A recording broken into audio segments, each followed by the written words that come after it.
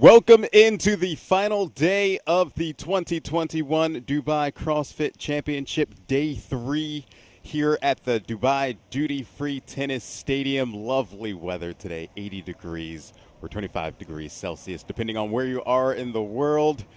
And of course, we're getting set for some exciting action here in Dubai. Derek Forrest, Tommy Marquez, getting you set for the final day of action. Let's take a look at the schedule.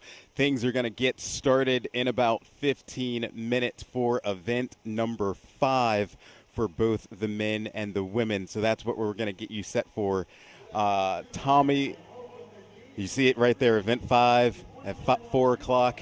At 5:40, event 6, and then we'll end the day with event 7, yet to be announced, but it should be exciting. Just what do you expect today as we get set for the final day, Tommy? Well, a lot of movement because, even though there's 3 events, you remember event 6 is a 2-parter, so there's going to be 4 total scored events as far as the leaderboard is concerned. And we saw a lot of shuffling, only 2 athletes right now don't have a finish outside of the top 10. So there's still 400 points up for grabs. A lot of potential for some athletes to make a push, and move themselves up the leaderboard or down if they don't have a good day. Yeah, and we take a look at the leaderboard now on the women's side of things. Currently on the podium as we speak, Laura Horvath in first, Kristen Holt in second, Gabby Magawa in third. But right behind them, Sam Briggs sitting in fourth, Andrea Nisler in fifth, Emily Roth in sixth. I mean, we've got a fight for points here. Sarah Sigmundsdottir, Jacqueline Dahlstrom, Tori Helgadottir. When you just look at this fight for the podium, what do you see? Well, I was incredibly impressed with Laura Horvath yesterday. 3 top 3 finishes, and really she was a miss lift on the first liftoff event, away from going 1-2-1 as far as her event finishes. Has just been tremendous. She's clearly riding the momentum and the strength of her performances from Rogue, from the games as well. And then Andrea Nisler, who an athlete we haven't seen a ton as an individual. She's been more focused on the team. She did go individual during stage 1 of the games back in 2020, but she went 7th, 5th, and 2nd, really started to improve as the day went on yesterday, really highlighting how comfortable she is with the volume, and that's a hallmark of the Mayhem training. And right now she's in a top 5 spot overall, so a tremendous showing from an athlete that we won't get to see an individual during the season. Yeah, and how about Sam Briggs' performance sitting in fourth? A quick start to the weekend for her, obviously, with the running event early, and she's been able to hold on and is fighting for that podium position. Yeah, and we see the rest of the rankings here. It's important to note, Julie Hogard, 281, Rebecca Vidison, 338. That's about 57 points separate all of these women here. So with, like I said, 400 points up for grabs. If one of these women, catches a little bit of a tailwind, they could see themselves improve dramatically on the leaderboard and, improve their prize money, which is always a nice addition. Yeah, and again, a reminder, you saw Emma Carey there at the bottom. She withdrew yesterday with a back injury. Saw her today eating breakfast, but we wish her well in her recovery. On the men's side of things, let's take a look at the leaderboard. Roman Krinikov has been on fire all weekend long. He sits atop the leaderboard right now with 465 points. Jeffrey Adler is second, and Lazar Jukic sitting in third, so that is currently your podium as it stands. Ricky Garrard in fourth, Willie George in fifth, Heinrich Happelainen, Elliot Simmons, Bronislaw Linkowitz in eighth, Andre Hude ninth, and Simone Mantilla in 10th. What do you think about this race? We've seen there's 100 points separating first from fifth. There can be some changes going into the final day. Yeah, well, obviously Ricky Garrard made a ton of waves, with 2 first-place finishes on day 1. But we saw some execution errors on his part on day number 2. When it comes primarily when it comes to the barbell, he had a 15th in the liftoff and another finish outside of the top 10 and 14th to close out the day. So that obviously has some slip down to 4th. But, as we always say, consistency breeds success here. Right now, Roman Krinikov, Jeffrey Adler, the only 2 athletes that didn't have a finish outside of the top 10 on day number 2, and as a result, they are your top 2 athletes overall. Lazar Jukic in third, continuing to improve. It seems like every event he gets better. He finished top 5 in Dubai 2 years ago. Then he eventually makes it to the games and makes his debut makes it through the cuts, goes into the top 10, and now he's going to be one of those guys that we're going to look to be a perennial contender for some events like this. I want to continue talking about the men, and then we'll go back to the women. When you look at the men and the performances you've seen so far this weekend, has there been a surprise? I don't know if it's a surprise per se. Seeing Willie George back out on the competition floor, I know he's still battling back from injury. There's some things that he's still trying to rehab as far as, getting his spatial awareness with the overhead movements and some of the proprioceptive issues that he's had as a result of his surgery. But sitting in 5th overall, incredibly impressive. That 5, 6, 7 situation for the men on the leaderboard is impressed me, because you have Willie George in 5th, Heinrich Happelainen in 6th, continuing an impressive performance after a rookie debut this year. And then Elliot Simmons wasn't at the games this year, but right now in 7th, had a tremendous day too as well. So some strong performances. On the women's side of things, real quick, any surprises you see there? Maybe Nistler a little bit, but we know how the Mayhem crew trains. They train as individuals a ton, so they're doing tremendous. Emily Rolfe in 6 is always impressive. But Kristen Holta, this is going to be her final individual competition, and right now she's in line for a podium spot, so I think she wants to go out with a bang. All right, we're going to take a quick break, but when we come back, we're going to hear from Ronan Jones. He is the European Marketing Manager of Whoop. He will join us, and we'll talk all things Whoop in the 4.0.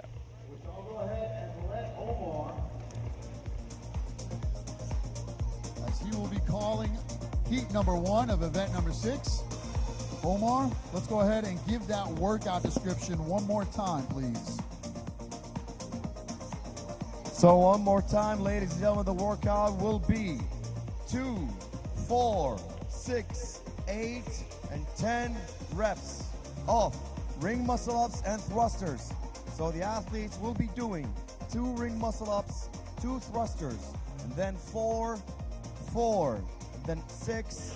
All right, welcome back into the 2021 Dubai CrossFit Championships Day 3 getting set. But joining us now is Ronan Jones, the European Marketing Manager of Whoop. Ronan, we just want to take this time to we obviously have the release of the 4.0 over the last couple of months. Just talk about the advantages of that when you move over from the 3.0. Well, sure, guys. Obviously, it's been a great few days of competition here. So in terms of the 4.0, you can see them both rocking, gents beside me rocking them. So you first notice it's a lot smaller than the 3.0. Makes it a lot sleeker to wear, a lot more comfortable to wear. Fresh kits, keep you looking good. In terms of the actual hardware itself and what's in it, it's kind of like upgrading from the iPhone 6 to the iPhone 12. On the outside, it kind of looks similar, but on the inside, there's a hell of a lot more going on. There's a new haptic alarm, so you can wake up when you're in the green by a vibrating alarm through the device itself.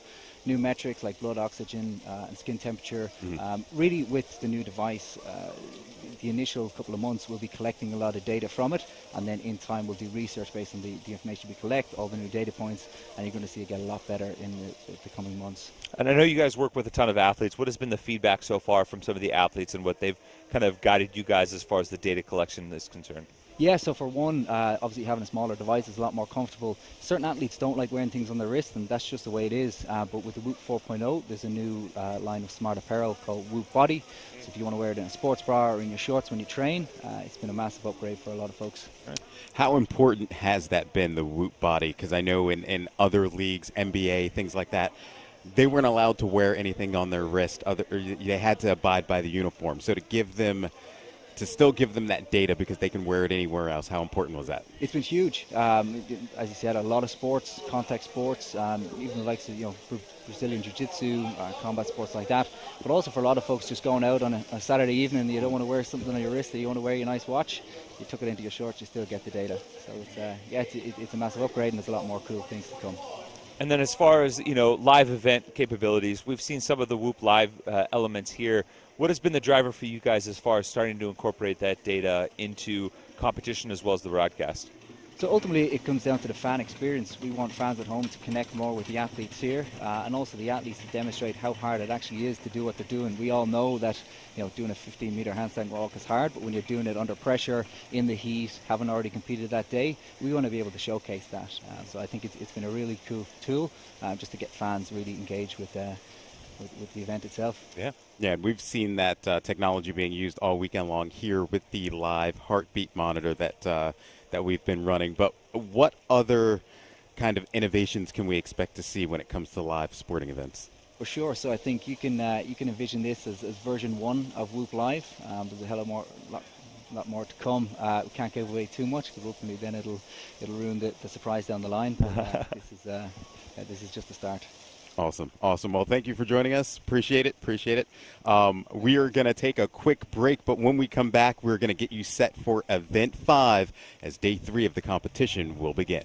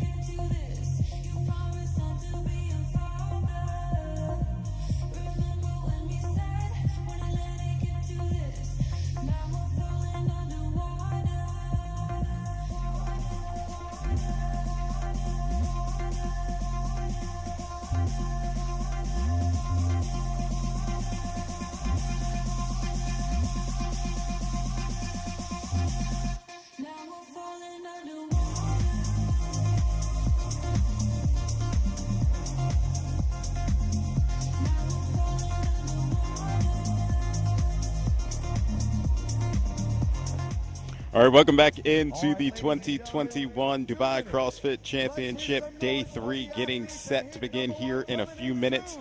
Event 5 for the women almost ready to get kicked off. And here is the event for today. 2, 4, 6, 8, 10 of ring muscle-ups and thrusters at 60 kilos or 40 kilos or 135 pounds, 95 pounds, men and women. We've got a time cap of 10 minutes. Should go pretty quickly. Tommy, got a lot of shoulder work in this one for the athletes. What do you expect to see in this one today? Well, I expect to see these athletes really blast the first couple of rounds here. This rep scheme, the ascending rep scheme, we typically see a descending rep scheme. Kind of gives some incentive to get through the bulk of the workout. Here, honestly, I think this is going to be very quick. That 10-minute time cap shouldn't come into play here. The athletes, they've really done a ton of leg work so far, so they haven't done a ton of pulling outside of those 40 bar muscle-ups yesterday, which isn't a ton of volume for them overall. So, for those first couple of rounds, you're going to see these athletes really start to spin their wheels and then really try to push the pace going into the final round. Yeah, and here is your heat assignments for heat number 1 of the women. Julie Hogard will be in lane assignment number 2, Evie Hollis, Martina Salaim, Emma Lawson, Rebecca Vidison, Manon Aganes, Ike Gilfadottir, and Christina Agerbeck. Those are your lane assignments for Heat 1. The women are on the floor and getting set. They are 1 minute away from getting started. What's the strategy for these athletes? Well, for the top athletes, it's unbroken, right? You look at the total volume, it's 30 ring muscle-ups, it's 30 thrusters at what most of us would consider heavy, but is moderate for most of them and manageable. So really, it's just making sure that you can stay unbroken, no wasted movement. And for some of the best athletes, they're going to just be able to throttle it. It's going to be foot on the gas the entire time. All right. Athletes are getting set.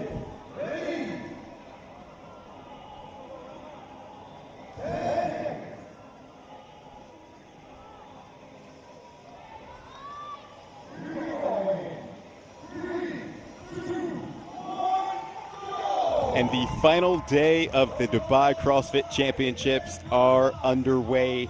These women will get started with a set of 2 ring muscle-ups and 2 thrusters in round 1.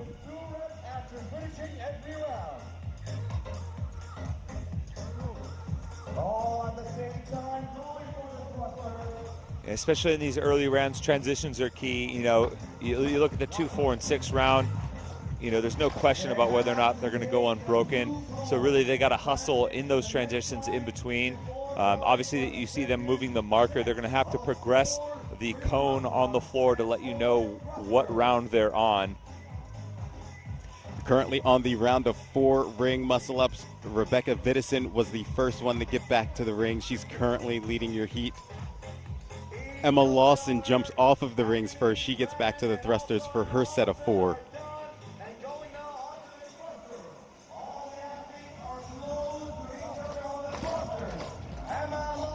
Emma Lawson is the first one to come off of the thruster. She will now make her way to the rings for her set of 6 ring muscle-ups. And it's great to see Emma Lawson out in front. Obviously the teenager we've talked about all weekend and how impressive she is at such a young age. But especially in an event like this, 30 ring muscle-ups overall, it's not – a decade ago we were talking about Amanda and its invention and inclusion into the games. And we had athletes, struggling to finish Amanda as individuals at the games. And now you have – a 16-year-old teenager just absolutely blitzing ring muscle-ups and a heavy thruster. Yeah, for Emma, taking first place in the team division and being able to come here and compete with the individuals and get this type of experience, how much is that going to help her moving forward? I mean, she's already a CrossFit Games champion in the teenage division. Now it's just being able to come to events, stand shoulder to shoulder with, women that she's probably looked up to, in her CrossFit career so far, and be able to see herself as a peer and not necessarily this teenage girl that's, trying to make a name for herself. Look around and know that she belongs and can compete with the best. Some of the women are getting set for their set of 8 ring muscle-ups. Emma Lawson was in first place. Looks like Ake Gilfadottir has maybe taken over the lead. I actually bumped into Ake in the hotel gym here earlier today. Asked her how she was feeling. She said she was really excited to do the ring muscle-ups. She felt like they've been doing a ton of squatting. And, she's one of the smaller athletes frame-wise, so she's like, I love getting to do some gymnastics here. How much is this putting on the shoulders of these athletes? Not too much. I mean, you think about what they've done so far. We haven't done a ton of shoulder work, at least to this point. You look at day 1 was primarily running, a little bit of ski erg. A lot of the brutalness of the workouts yesterday, on the rower or the A jumps, really more lower body focused. So I think for the most part they should be fairly fresh, and it shouldn't be too much of an issue. All right, we see the women progressing their cones, moving it forward. Rebecca Vidison has now moved ahead of Emma Lawson as they both make their way back to the rings. Rebecca Vidison, previously a team athlete back in 2020 before the season got cut. She was part of the Team Butchers Lab that won the Panda Land CrossFit Championship that year. And then she actually came and competed in Dubai the following weekend as well. So she did a back-to-back sanctional weekend. See Rebecca Vidison there in the middle of your screen working on her set of ring muscle-ups. Again, Emma Lawson in second place behind Vidison in this heat. You can see we're already towards the last round of this event, and the 10-minute time cap isn't going to be an issue. We've got a hand up for Emma Lawson's judge. She's got 3 reps remaining before she heads to her final set of thrusters. We also have a hand up for Manon Aganes and Ike Gilfadottir there on the right side of your screen. Emma Lawson now off of the ring muscle-ups and working on her final set of 10 thrusters. She goes for it, she gets it, and she wants to win in this one. 4 more for Emma Lawson. 2 reps remaining for Emma Lawson. On to her last rep on the thrusters. She's done. And she is going to win heat number 1 with a time of 5 minutes unofficially. Strong performance from Emma Lawson. Right now she came into the day in 12th overall. Just 4 points back of Michaela Norman in 10. A strong performance here could really punch her up into the top 10. And I think for an athlete like Emma, being able to come here and place in the top 10 would be a huge boost. Yeah, solid performance for the 16-year-old with the event win. We've got Rebecca Vidison, 1 more rep remaining. She's ahead of Ike Gilfadottir by about 5 reps. Rebecca Vidison will get in.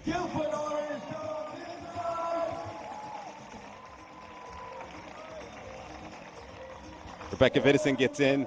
About 5. Unofficial time, 5:38. It looked like Ake was just about 5:41. solid performances from this first heat here. Julie Hogard in. She's finished.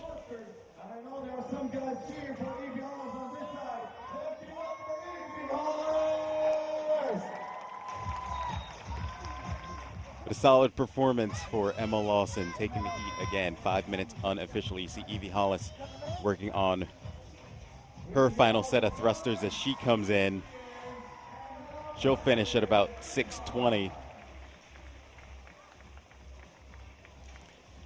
This is going to go fast. Heat number 2 is going to be a burner, Tommy. Especially with some of these athletes, you know, like Sam Briggs, Kristen Holta, that are known for their pulling strength and will be able to rip off these sets of muscle ups unbroken. I mean, that would be the difference maker here. And like I mentioned earlier, you know, we did some shoulder work yesterday, but it wasn't really a ton of pressing. We had the jerk, you know, the clean and jerk, but really like the handstand walk, you're more locked out. The overhead squat's more stability.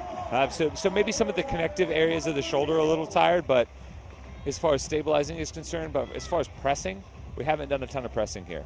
Yeah, we saw Christina Agerbeck cross the line. You see Martina Salam finishing up her final set of thrusters. She will get in under the time cap as well. And I believe this is the final athlete on the floor. She just finishes her final set of thrusters. She'll come in at about 7:25 unofficially. And that is your Heat 1. Emma Lawson takes the Heat win at a time of 5 minutes unofficially. Rebecca Vidison comes in second. Ike Gilfadottir finishes third in Heat number 1. You see Emma Lawson there. Strong performance overall, you know, was towards the front of the heat the entire way. This feels like in one of those old regional finales, you know, a ton of gymnastics or upper body pulling with some thrusters, just a simple couplet, really blitz to the finish line. And, you know, Emma Lawson looks super comfortable right at home on the competition floor. Yeah, and she's got to feel good about her performance. Once again, a solid weekend so far here at the Dubai CrossFit Championships.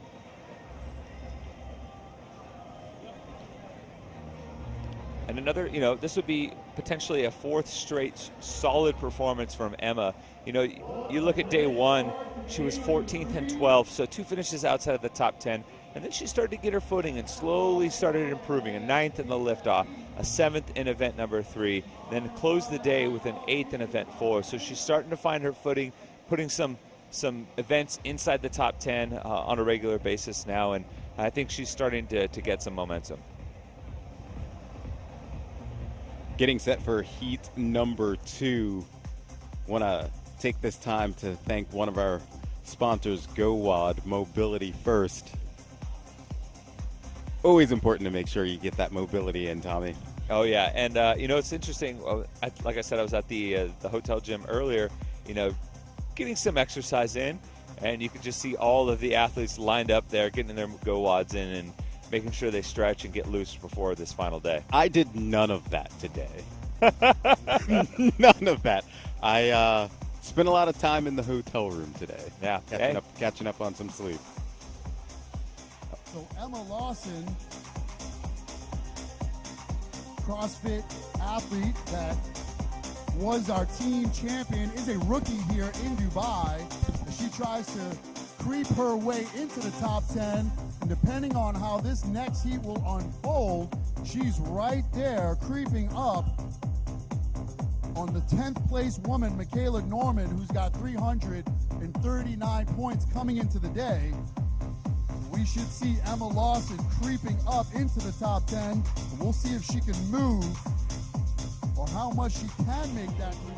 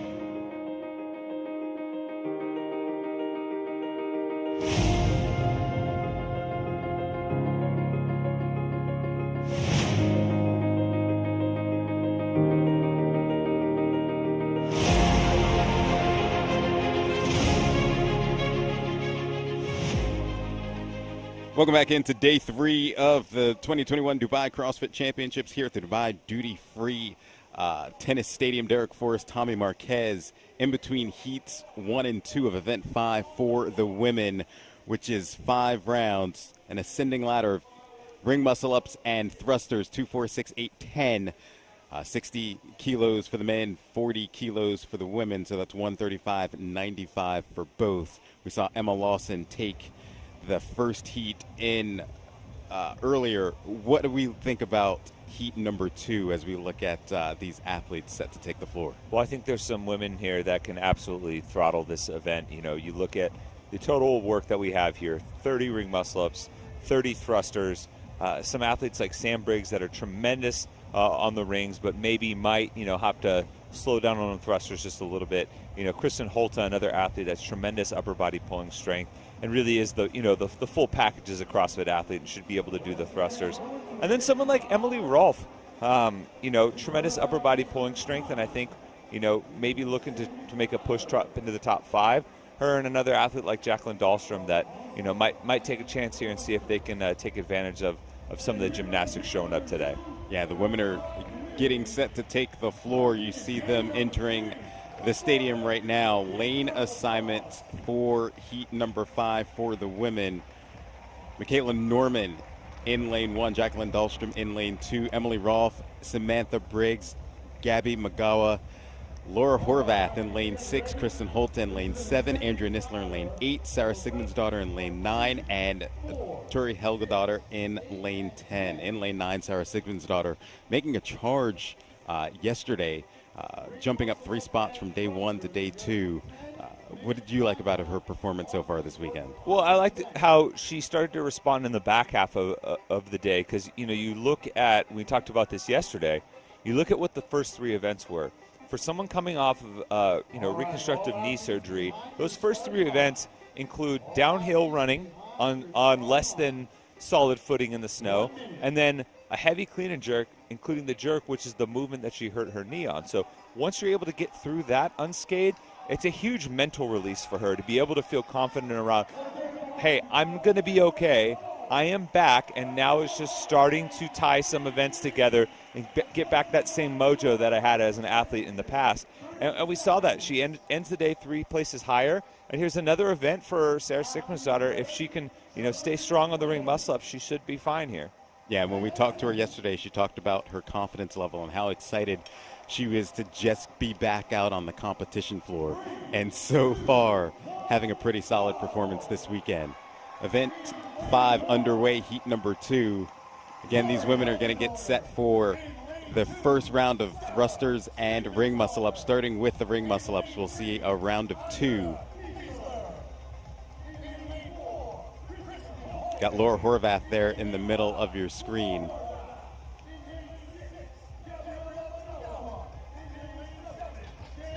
And for Laura, it's just going to be about being able to keep the big sets in the rounds of 8 and 10. She's going to make that 85-pound thruster look like an absolute toy. Yeah. Laura and Jacqueline Dahlstrom, the first to get back to the set of rings as they get set for their round of 4 ring muscle-ups now before they move on to their thrusters. And you see the Whoop Live numbers for Jacqueline Dahlstrom, 152 beats per minute. And you saw her ring muscle-ups there, just absolutely beautiful. Nice, smooth kip, keeping her legs together, getting that nice power transfer from her hips up into the rings. And as you see, the athletes are moving cones forward to show you their placing as they go into round number 3. Jacqueline Dahlstrom gets to the rings first before Laura Horvath for her set of 6.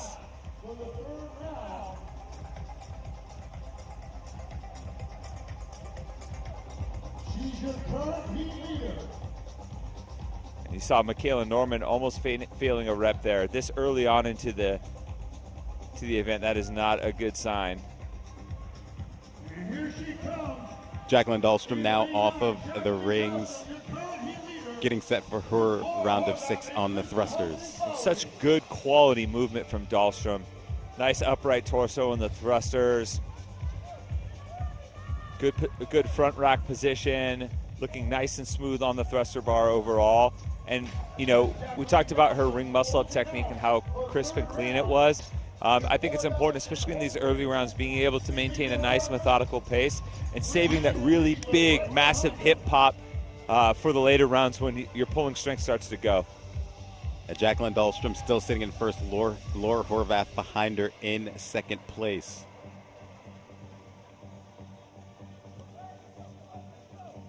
You see Sam Briggs there sitting in fourth place coming into the weekend.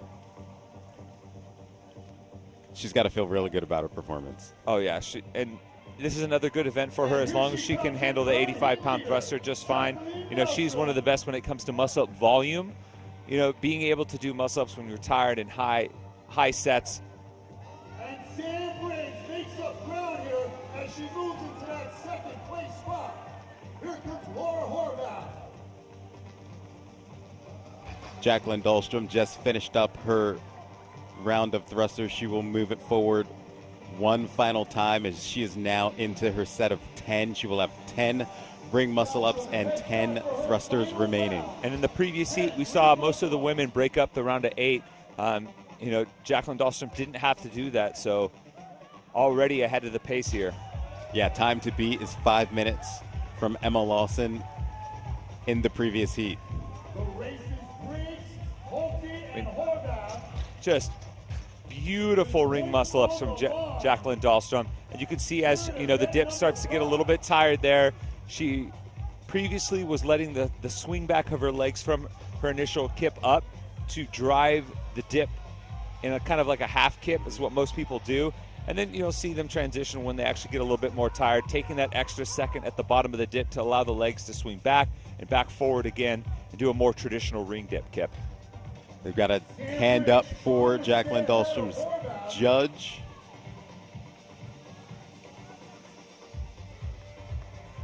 Points on the line and the podium on the line here. She's working on her final sets of ring muscle ups in this final round of 10. Now on her final set of thrusters. Again, the time to beat 5 minutes from Emma Lawson. She should be able to overtake Emma. And that's, like you said, should be no problem for her to finish under the 5:01 mark here. She's got plenty of time. And there it is. She just finishes her round of 10. She will cross the finish line. The time of 4:46 unofficially. She will be your heat winner. Solid performance from Jacqueline Dahlstrom. Kristen Holta overtakes Sam Briggs in that final round. Nice sneaky push from Holta. It looks like she was able to get in under 5:01 as well, so she'll take second overall. Yeah, Holta and Sam Briggs able to surpass Laura Horvath here in these final couple of rounds. And Emma Lawson was the top performance from the previous heat, but the next woman behind her from heat 1 was around the 5:38 mark. So really Emma Lawson, the only one that really factored into these top few women here. Laura Horvath crosses the finish line. Sarah Sigmund's daughter is done. She will cross the finish line as the final women on the floor are wrapping up their final sets. And now that we're past the 5:40 mark, this is where, you know, you have the Ike Gilfa daughters, the woman from the previous heat starting to factor in.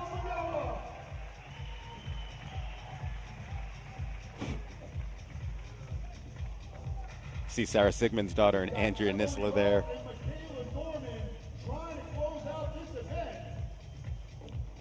Ooh. You know, Emily Rolfe, you know, typically pretty decent with some of these gymnastics movements, the pulling movements. Sometimes you push a little bit too hard on the ring muscle ups, and the catch and the dip get burnt out. It's hard to come back from that. Yeah, you got Emily Rolfe there working on her set of thrusters to her left in the red. That was Michaela Norman on the ring muscle ups. And Michaela was actually struggling in the round of 4. You know, it looked like she was having difficulty in the turnover on the ring muscle ups, and you know, maybe the shoulder's a little burnt out. It's possible that, you know, she's hit a wall here, and for Michaela, we might have to start looking at the time cap. Emily Rolfe will get in under the 7-minute mark as she finishes event 5.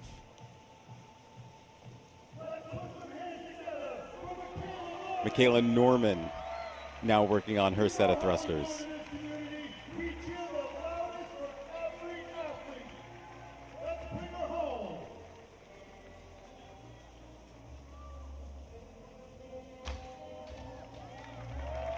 And she will finish things up as she jogs back to the no, she's on her final round of ring muscle ups and thrusters.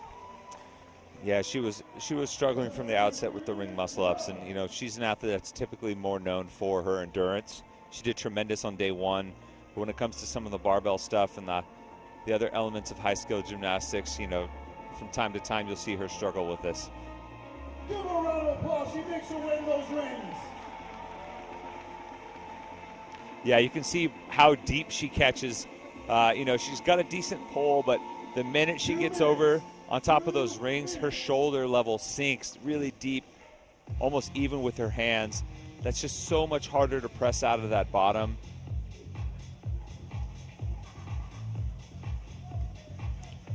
What's her focus here? Just kind of getting as many sets in of ring muscle ups as she can? Well, you have, you know, by the time she hops back up on the rings, we're going to have about 90 seconds left, or give or take. You know, it looks like she got 2 or 3 in that first set. 90 seconds. Will we see a finish here? Oof. Able to power through there to get that last one. At this point, her muscle ups are pretty much gone. She's going to have to fight for every rep. If that's the case, you may be kind of focusing on not trying to fall through the rings, not trying to hurt yourself on this movement, and making sure you give yourself ample rest just to grab a few more.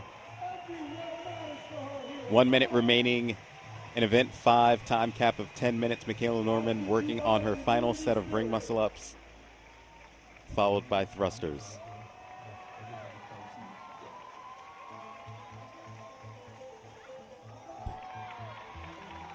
And of course, in CrossFit fashion, you see Sarah Sigmundsdottir and Kristen Holter. Sam Briggs now joining, cheering her on. 30 seconds. Here we go, Dubai. Clap, clap, clap, clap. Crowd now getting her pumped up. Don't stop. Keep clapping all the way through. She had a little smile on her face there. Man, and props to her. I mean, she's basically doing a strict transition there. She's catching and immediately starting to fall back and, you know, pulling through the rings back the other direction like a strict muscle up.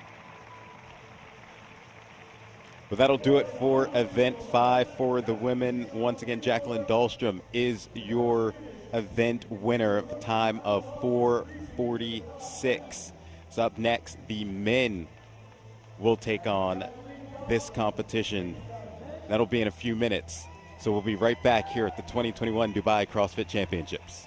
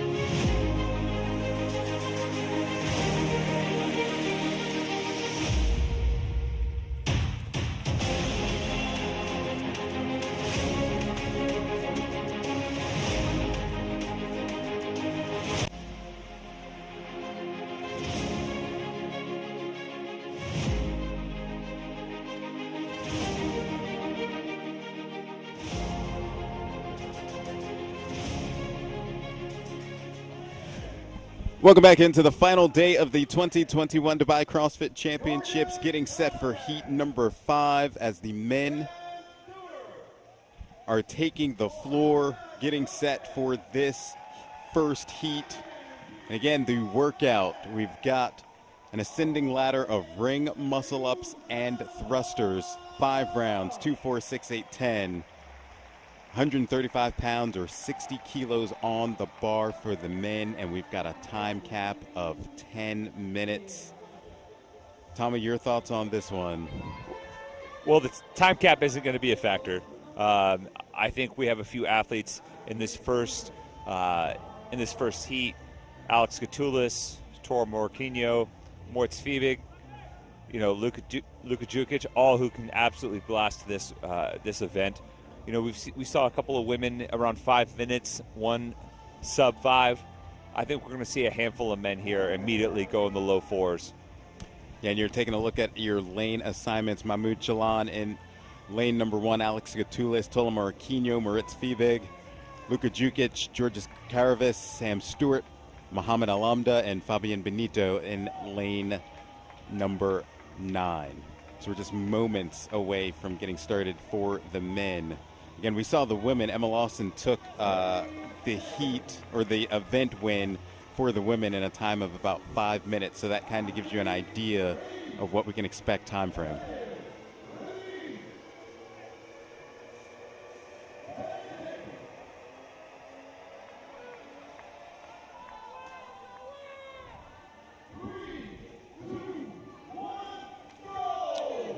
And we are off and running for event number 5 for the men. They'll get set for their first round of ring muscle ups. They'll be doing a set of 2 before moving on to the thrusters. And much like the women through the first couple of rounds, it's going to be fast, quick transitions.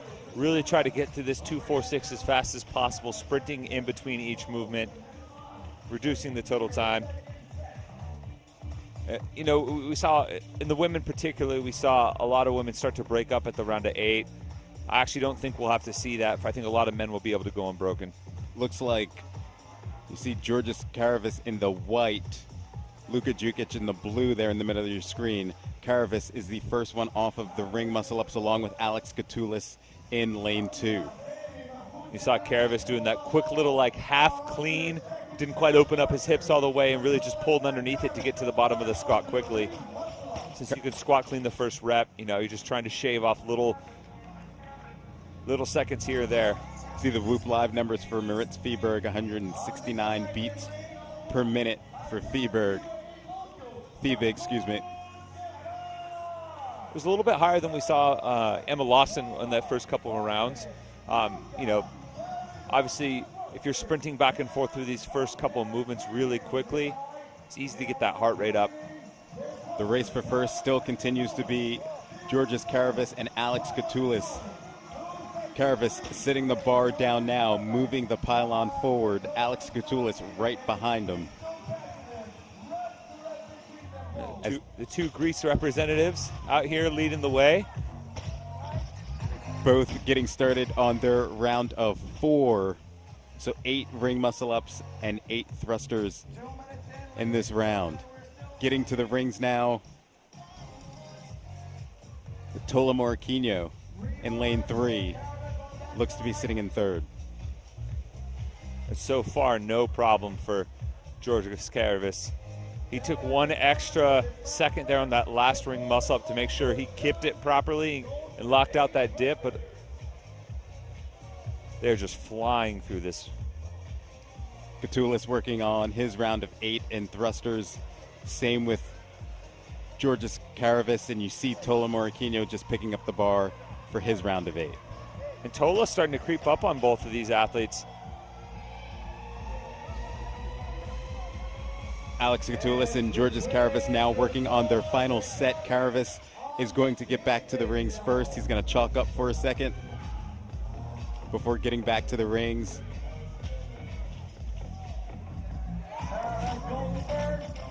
But he's going to start his ring muscle ups before Alex Gatulis is able to jump up on him.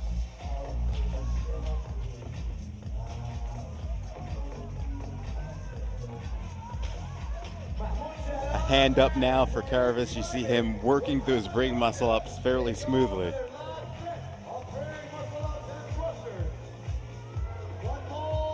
And here's the thing about this. If he goes unbroken, you know, he's basically sprinted between both movements the entire time, remained unbroken the entire time. Very few breaks overall, maybe a quick chalk up. So there's not going to be much room for improvement for this next heat. You know, the margins are going to be slim. Karavis now with a hand up, 4 reps remaining on his final set of thrusters. Karavis is now done, and he is going to take the heat win. And we've got a time of 3:56 unofficially. Alex Gatoulis was working on his final set of thrusters. He was sitting in second place. He will now cross the finish line. 4:06 unofficially for Gatoulis. And then Tola Morikino, he's now dropped the bar. He's going to finish. He's going to finish third in the heat. He finishes with a time of about 4:17 unofficially. Luka Jukic now crossing the line will finish fourth. You know, I said before this, I thought a few guys might go into the low 4s. Karavis did me one better and, you know, broke the 4-minute mark, so hats off to him.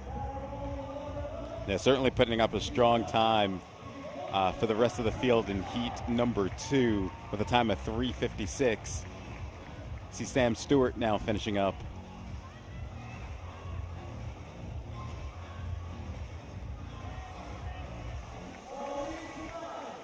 Moritz Fiebig now finishing up in lane 4. We also saw Muhammad Al-Amda on the floor.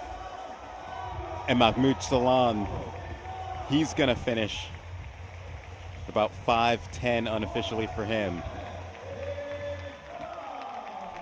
And that will do it. I believe everybody is now clear on the floor for heat number 1.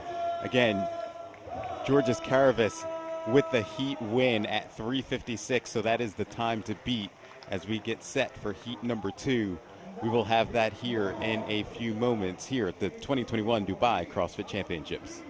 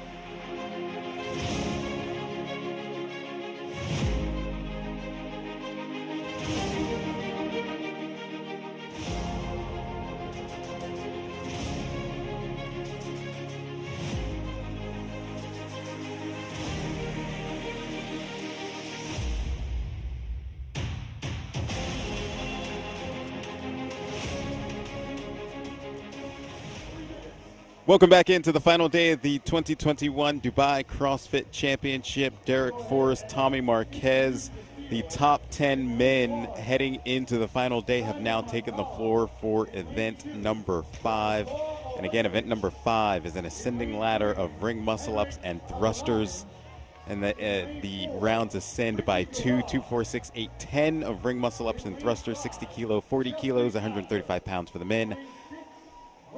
And we are getting set for the top 10. You see Roman Krinikov, he comes into the day as the leader with 465 points. He's had a solid performance so far, Tommy. Yeah, he really, put the fire to people's feet in day number 2. He came in day number 2 in second, left day number 2 in first. He built a 47-point lead over second place Jeffrey Adler. I mean, Roman has just been tremendous. Every single finish inside of the top 5. He has been the clear class of the competition so far, and I think he's going to have another strong performance here. You see the lane assignments for heat number 2.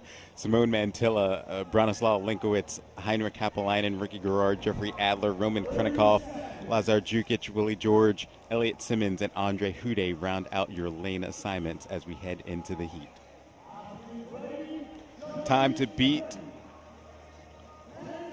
356. 356 by Karavis, Georges Karavis in the first heat.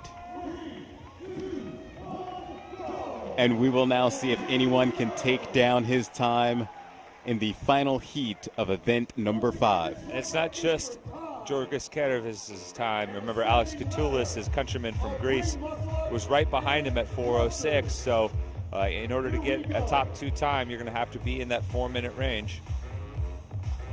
See Simone Mantilla there working on his set of 2 thrusters, now advancing his cone. He will get set for his round of 4, and he's going to get back to the rings first.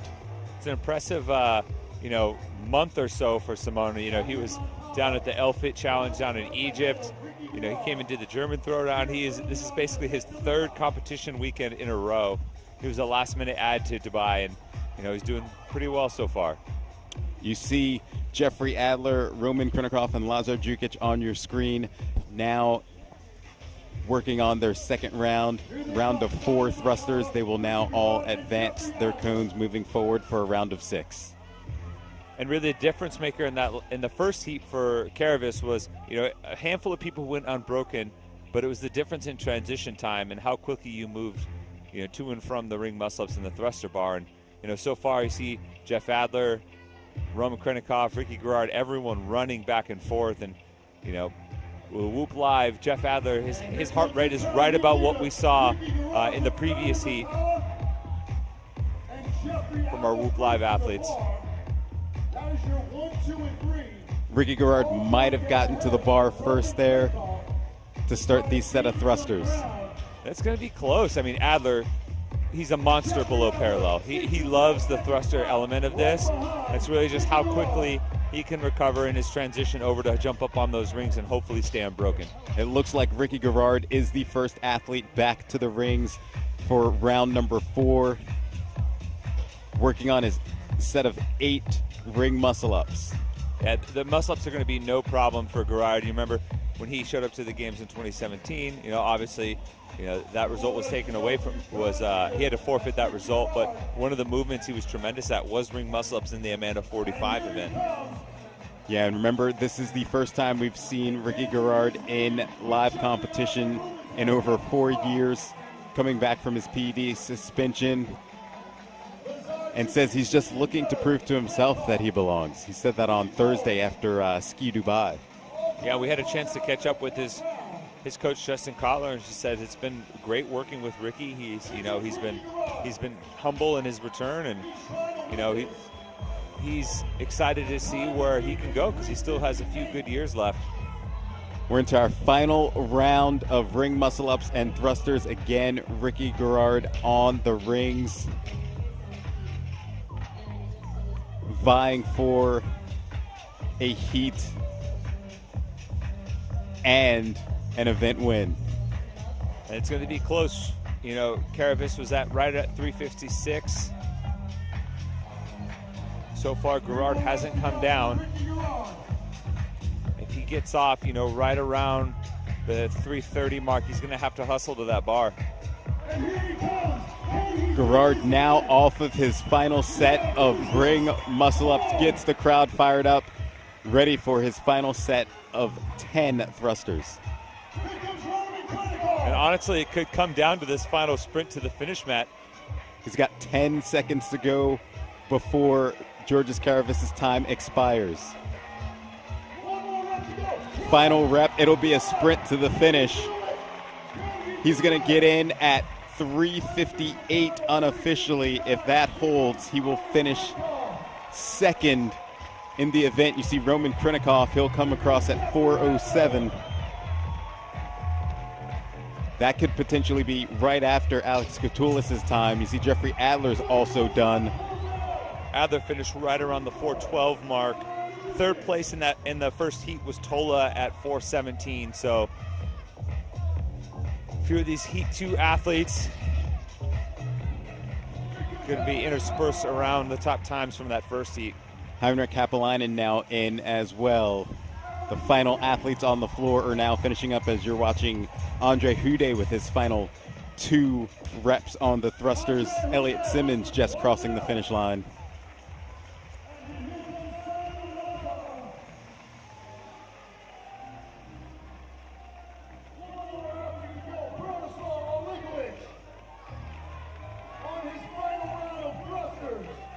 See Branislaw Olenkowicz working on his set of thrusters as he is going to close out this heat. And Big Braun making quick work of those thrusters. Really, this event was all about the ring muscle-ups for him. As one of the larger and heavier athletes, you know, he just wasn't able to keep pace on the rings with some of the other athletes like Caravis. Yeah, no issues with the thrusters there for him. He will cross the line at about 5:31 unofficially, and that is it.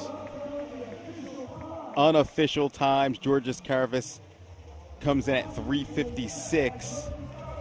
Ricky GOWOD came in at 3:58. If those are the official times, Caravis will be the event winner, and Ricky GOWOD will take second. Just thoughts on the first event on the men's side of things. Tommy, what do you think? Obviously impressive performance from Caravis, you know, an athlete that was outside of the top 10. You know, a strong performance from Ricky here in this event. But, you know, as far as looking to the overall, Krinikov was right on his heels, and right behind Krinikov was Jeffrey Adler. So he's going to pick up some points, but, you know, not a tremendous amount of points in an event that really did favor Ricky. Yeah, coming into the day, you had Roman Krinikov in first, Jeffrey Adler sitting in second, Lazar Jukic in third with 412 points, and Ricky GOWOD at 402. So he may pick up some points on Lazar Jukic depending on where he fell in this heat. But certainly going to be an exciting finish as we come to conclusion later today. And again, this is the final day of the 2021 Dubai CrossFit Championships. We have 3 more events technically coming up. Event 6 is a Part A and a Part B, and it was Athlete's Choice. So that'll be pretty exciting. But we will have that women's event coming up next. Again, you're watching the 2021 Dubai CrossFit Championship.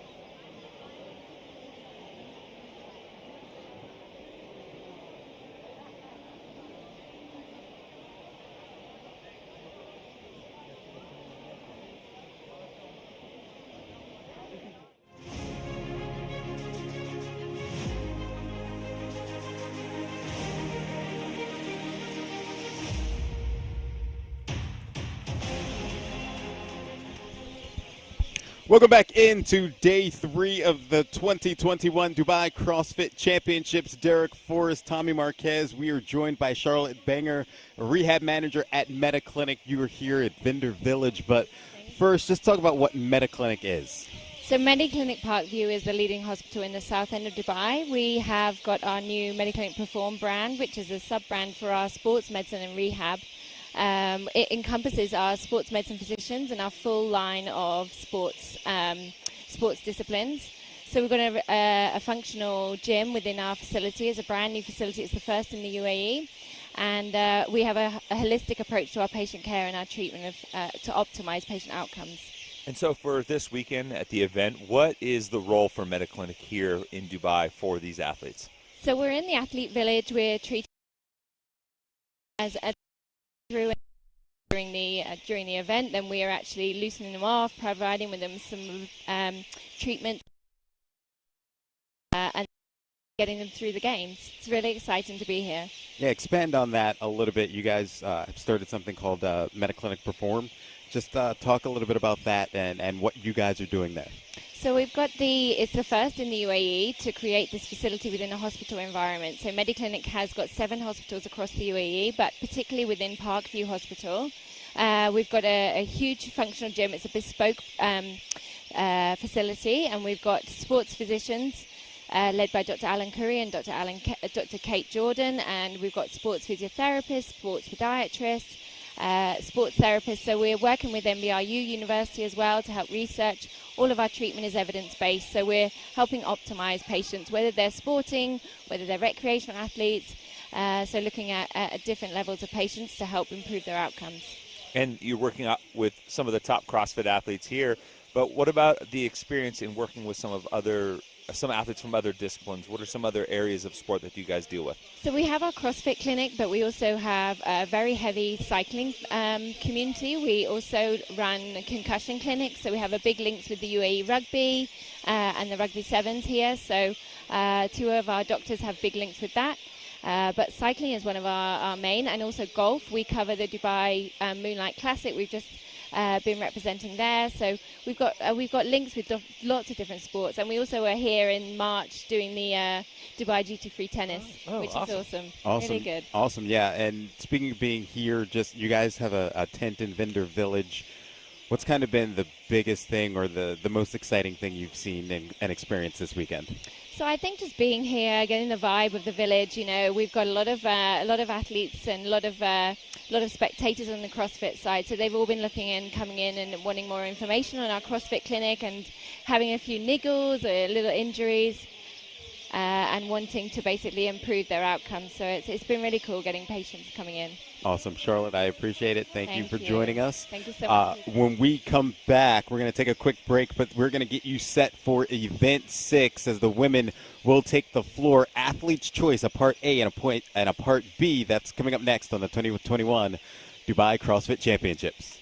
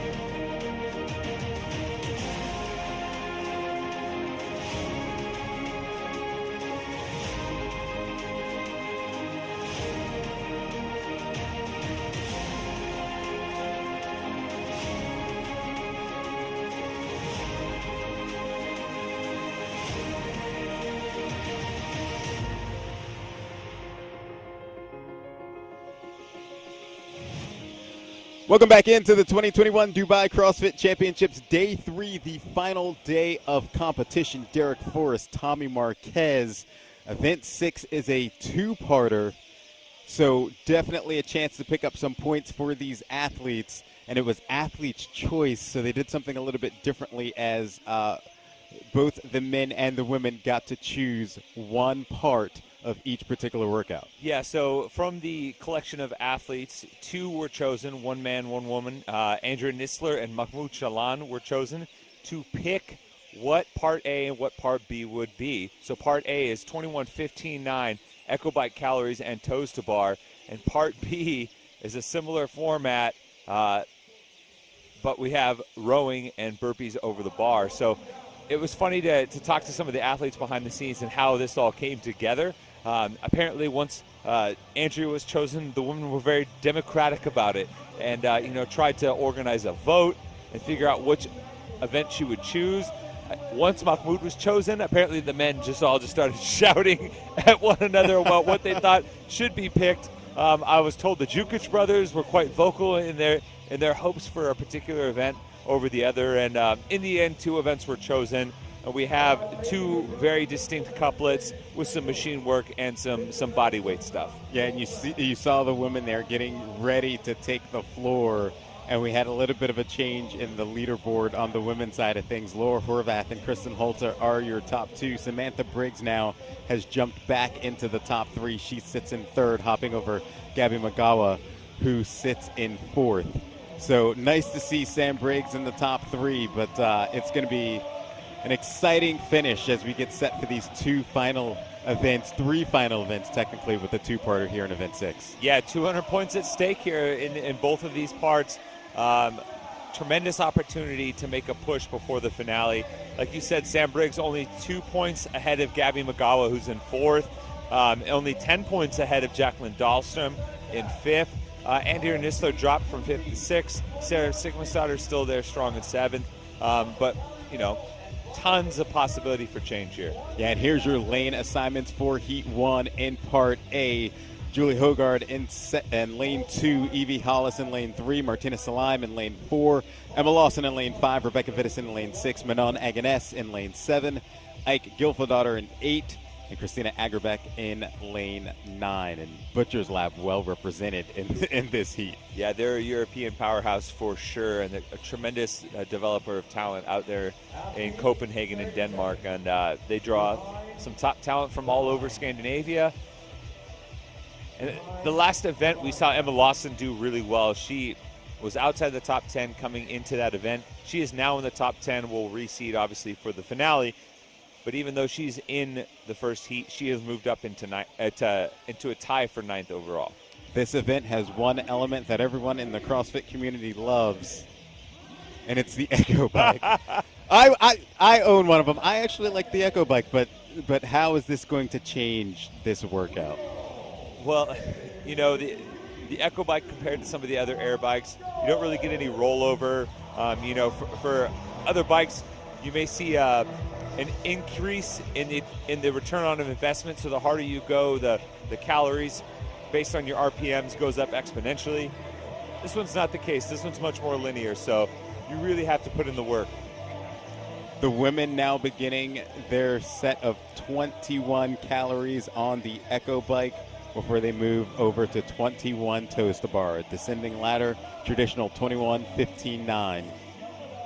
If you remember back to the last iteration of the Dubai CrossFit Championships in 2019, Event 10 had these 2 movements paired together, bike calories and toes to bar, except it was a single chunk of 60 and 60.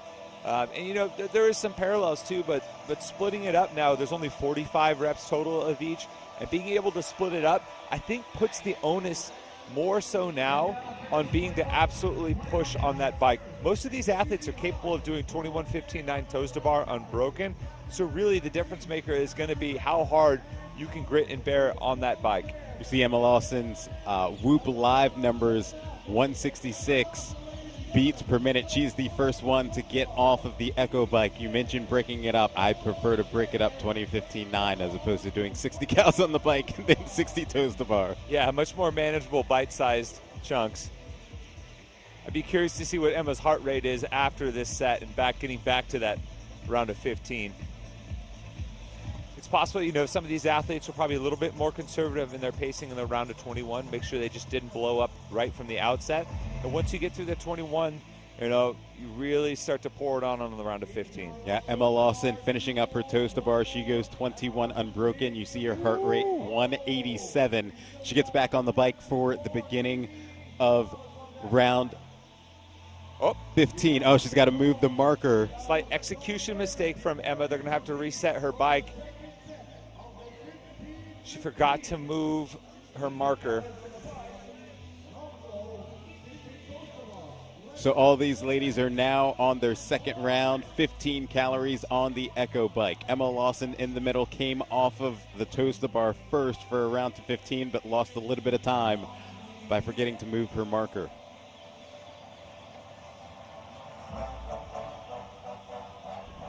See Julie Hogard there in lane 1 working on her 15 calories.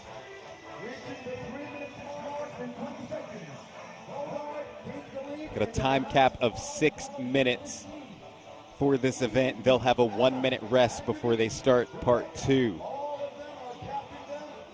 3 calories left for Emma Lawson. Looks like she is still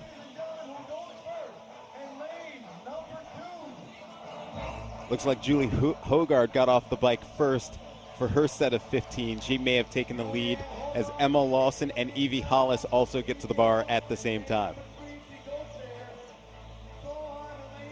You see Julie Hogard doing kind of a shortened backswing on her kip, not really letting her feet get behind her, not really letting her chest open up to really let the kip swing drive the motion of the toes to bar.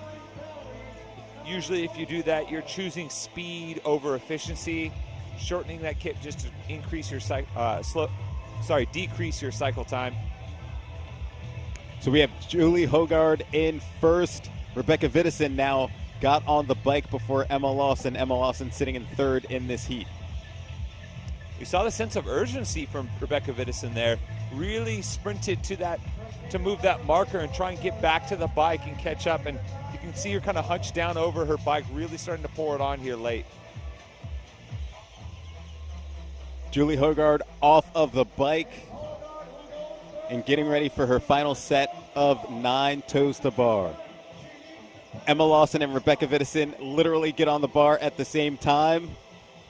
Vidison cycling those toes to bar just a little bit faster than Emma Lawson. And you can see Vidison actually really driving her heels down after touching the bar, trying to decrease that cycle time as well. Julie Hogard will cross the finish line at 4:28 unofficially. Rebecca Vidison 4:31 unofficially, followed by Emma Lawson.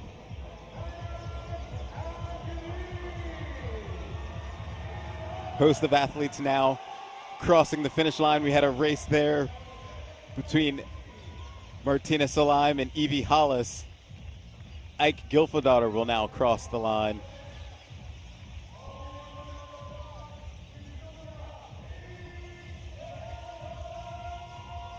One minute before the time cap. Looks like that's Ike Gilfadaughter, excuse me. She is now crossing the finish line. So taking the heat is Julie Hogard. She finishes with a time of 4:28. They will now have a 1 minute rest once they hit the time cap, it looks like. And then they will move on to 6B, which is a 21:59 of calories on the rower and bar facing burpees. And this is where, the nuances of programming really come into play here. A 6-minute time cap, where you put the time cap and how aggressive it is relative to the test is ultimately going to also dictate how much rest you get in addition to the 1 minute break that's mandated between. If they had made this 5 minutes and really forced them to push it and just to try to get under the cap, it's going to be less rest in total. And, a little bit more lenient time cap at 6 minutes where all of these women very clearly finished. Just a little extra boost as far as the rest that they get. Yeah, we've seen multiple events where we've had a two-parter and maybe one affects the next one. We'll find out if there is an effect for Julie Hogard taking the first one, if we'll see her drop off for the second one. But obviously, 4 completely different movements.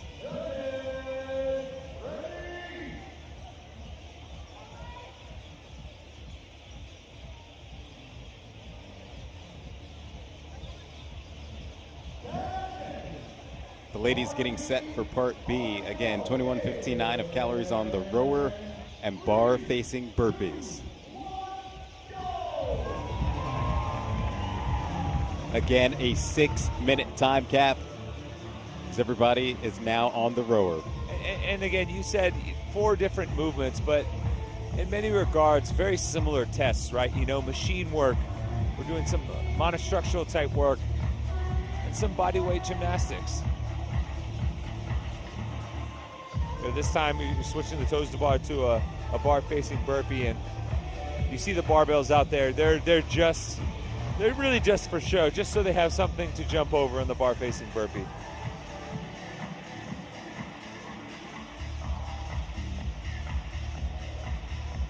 Another great look at the duty-free tennis stadium here in Dubai. The sun has now gone down, so it's now Saturday night lights, Tommy. Doesn't quite have the ring of Friday night lights for those of us watching from the United States.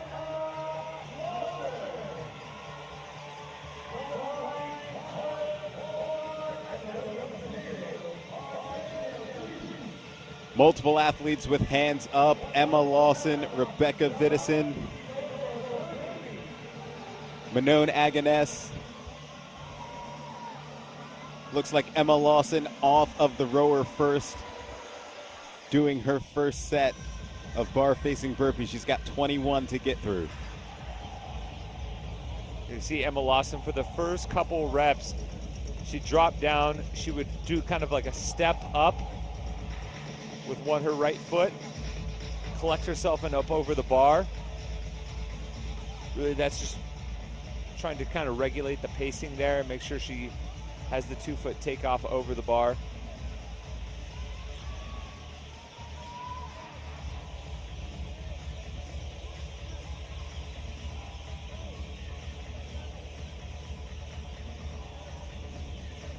Yeah, there's not many different ways you can do the bar facing burpee, although I'd probably be stepping back as well. Really, like, there's only a couple variances, right? Like, obviously you can drop down and jump back up onto with both feet and immediately go over. You can step down, jump up. You can step down, step up in your path.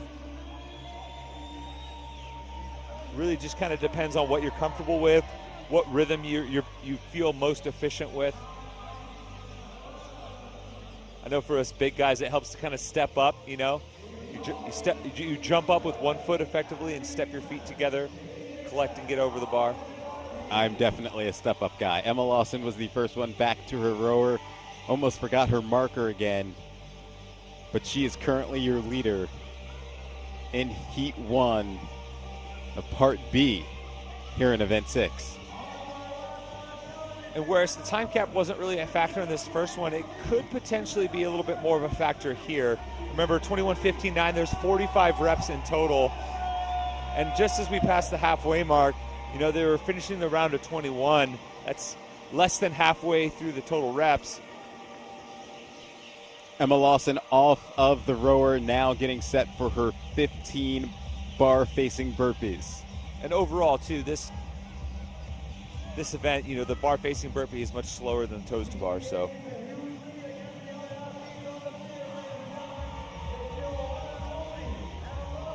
Second person off of the rower next to Emma Lawson, Martina Salim, now doing her bar-facing burpees. Emma Lawson really starting to put some distance between her and the rest of the field there. She had about 4 bar-facing burpees done before the next athlete even got to the bar. Hand already in the air for Emma Lawson's judge. She just finished her round of 15. She will now go back to the rower for the final round. That is 9 calories on the rower, 9 bar-facing burpees.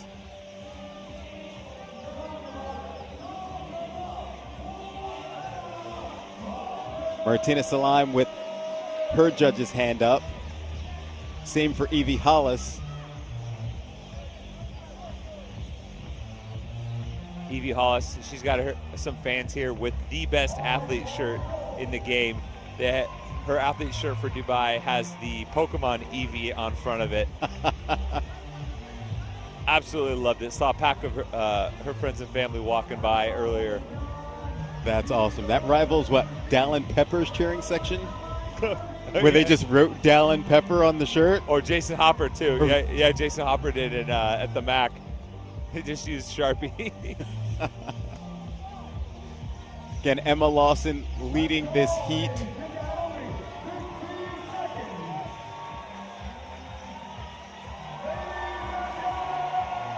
She just now crosses the finish line. Time unofficially 5:17. She was so far ahead, our camera guys didn't even catch it. Martina Salim working on her final set. She came off of the rower second. I believe Evie Hollis was still behind her in third. We've got a hand up for Martina Salim's judge.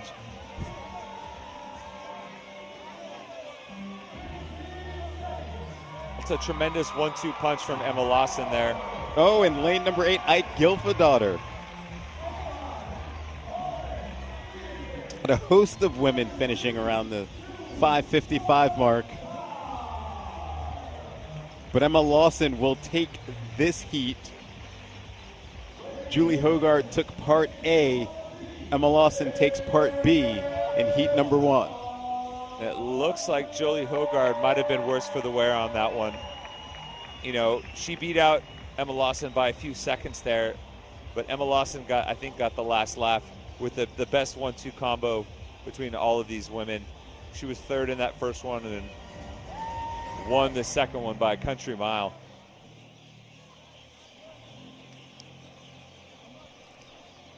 What's your takeaway, Tommy, after seeing these two, Part A and Part B, go down? What should the rest of the athletes expect? Well, you can't expect to be, 16 or 17 like Emma Lawson and just be able to do burpees lights out the entire time. But like I said earlier in the first one, I think it really comes down to bike pacing. We saw most of these athletes pretty much go unbroken, trying to maintain a fast cycle time on this toes to bar with very little variance there. This second one just seems like all about the bar facing burpees. We saw Emma Lawson, each round when she got to the burpees would start to expand her lead just a little bit. And she was methodical and consistent with her pacing throughout. Being able to find and stick to that pace from the outset on the bar facing burpees really is the difference maker. The beauty of being 16 years old and having that youth behind her to be able to recover for both of them. But we're going to step away for a second as we get set for heat number 2 of Event 6, Athlete's Choice. That's coming up next.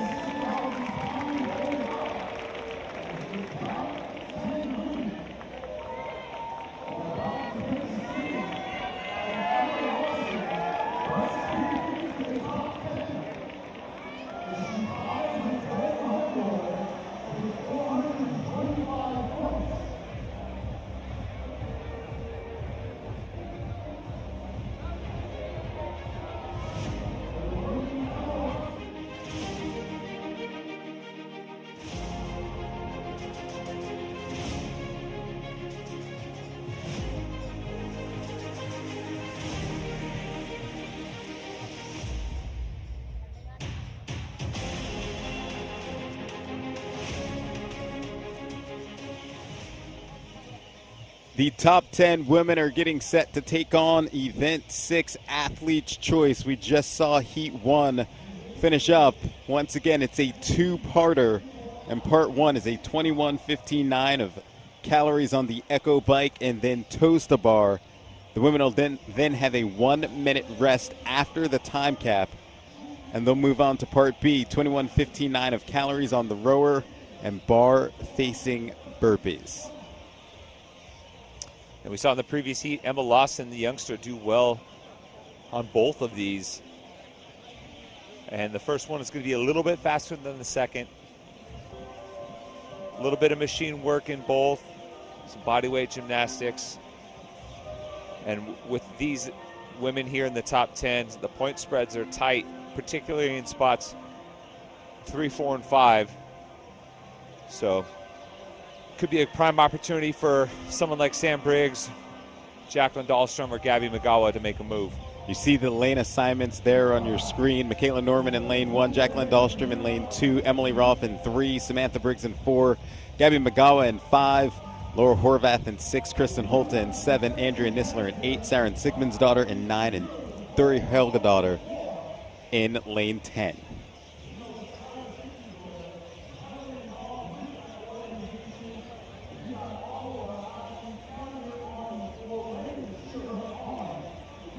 If you had to give me a pick on who does well on these two events, who do you have? Ooh, man, I think this combo in general is great for both Samantha Briggs and Kristen Holta. I'd be really curious to see if anyone can close the gap on Laura Horvath here. I mean, this first one she should do all right. She's got tremendous grip strength. She should be fine for the toes to bar. She's going to hammer the row and the bike. But how can she keep pace on the bar-facing burpees? But, yeah, I think this is a great opportunity for Sam Briggs to continue to flex her engine a little bit. Sam Briggs sitting in 3rd place heading into this event with 476 points, just 2 points ahead of Gabriela Magawa, just surpassing her after the last event. Magawa was sitting in 3rd. Samantha Briggs seems to always have success here in Dubai. It seems like every year she finds herself on the podium. Yeah, and she's just one of those athletes that, man, she's just made out of vibranium, you know? She's like, you know, it's funny to joke that she's got like that Terminator mentality. She's more like the T-1000 in Terminator 2. It's like she just takes shots and just kind of molds and moves and reforms and keeps charging. It's the reason why she's one of the fan favorites and an absolute legend in the sport. Sam's been doing it for years and has been consistently among the top. She had the 1 year where she competed in Masters, but other than that, I mean, she's competed well on the individual side of things. Yeah, and you know, coming off a weekend at Rogue where things really didn't go her way, I actually talked to her earlier this morning. She was saying that they had a slightly different training approach. Didn't work out for Rogue, and she's back to doing what she loves, and clearly she's in much better shape. Heat number 2 for event 6 is underway again. 21:15.9 of calories on the Echo bike, and then toes to bar.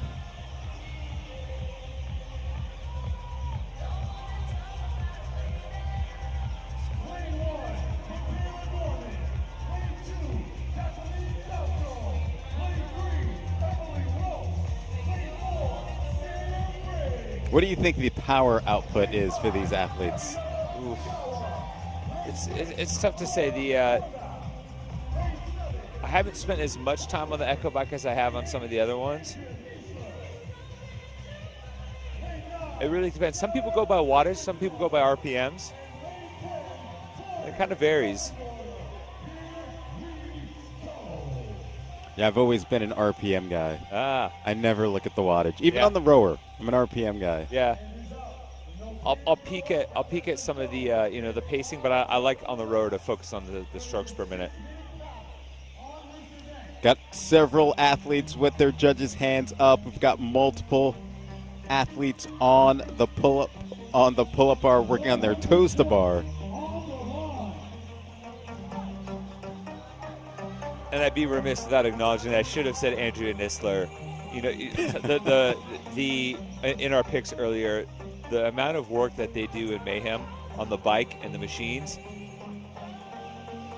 Assuming she holds on just fine for these toes to bar, she is going to hammer the bike. Laura Horvath is the first one off of the toes to bar, followed by the aforementioned Andrea Nisler. They're on the bike now for their round of 15. You know, Andrea is much, pretty used to training with Taylor Williams and her counterpart on the Mayhem team. So Taylor is a beast on the Echo bike as well. So she's probably used to having to chase her. So this probably feels like a walk in the park. The time to beat 4:28 from Julie Hogard in that first heat in part 1. And this round of 15 on the Echo bike was really crucial. That's where we saw Julie Hogard pull ahead of Emma Lawson. And after this section on the Echo bike, it's really hard to make ground because there isn't enough reps in the workout to close the distance. So we've got Andrea Nisler, Laura Horvath, and I believe Jacqueline Dahlstrom were the first back to the toes to bar. Emily Rolfe, excuse me, not Jacqueline Dahlstrom, Emily Rolfe. She is in the blue, third athlete from the left.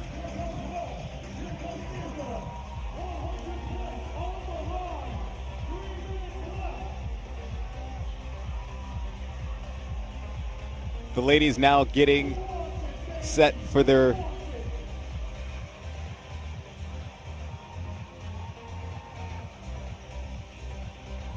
third round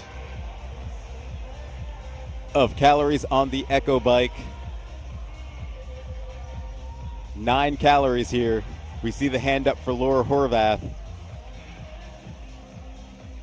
Got a hand up for Andrea Nisler as well, and a hand up for Emily Rolfe. Rolfe on the toes to bar first, followed by Laura Horvath and Andrea Nisler. Look how big the kip swing for Laura Horvath is.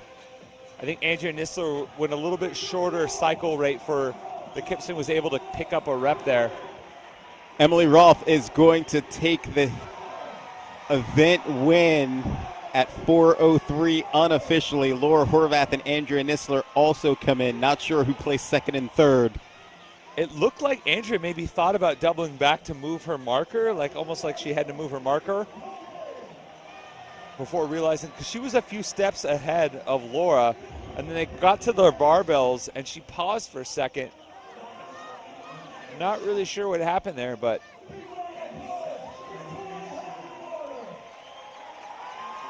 all 3 women beating the top time from the previous heat in Julie Hogard. Yeah, Emily Rolfe out of lane 3. Again, she takes this at 4 minutes and 3 seconds unofficially.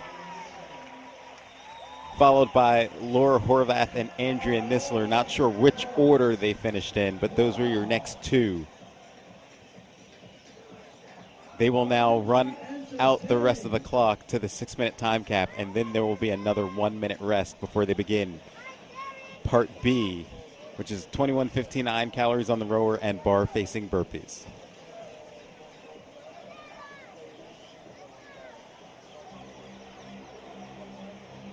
With how fast Emily Rolfe finished that first section, she's needing about 3 minutes of rest. It was almost 1-to-1. And that is the advantage of finishing first and finishing as early as possible. A lot more time to recover as you get set for the second part of this event. Go back to what we were talking about earlier. I want to see Sam Briggs light this one on fire. She's an excellent rower. She is tremendous at bar facing burpees. I want to see her just go for it here.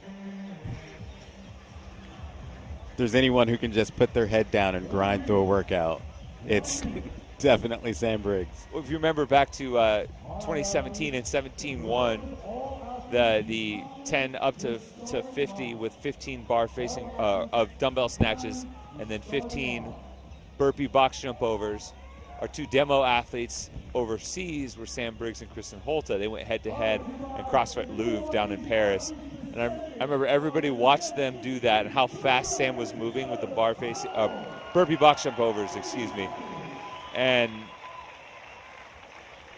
I think everyone was just kind of blown away by it, you know, like, because it was almost misleading because everybody then did the workout and realized, oh yeah, she's on another level.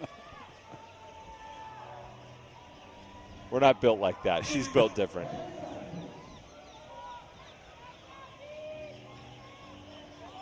The women getting set for Part B. Again, 21:59 of calories on the rower and bar facing burpees.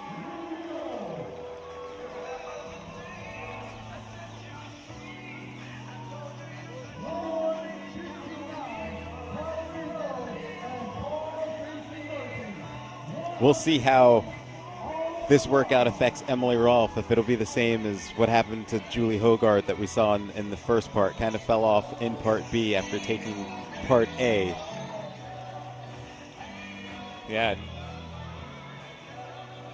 Emma Lawson was the one athlete that was able to recover well. Her time of 5:17 was the top mark in the previous heat. But I guess at that age, I mean, you basically inhale one breath and you recover.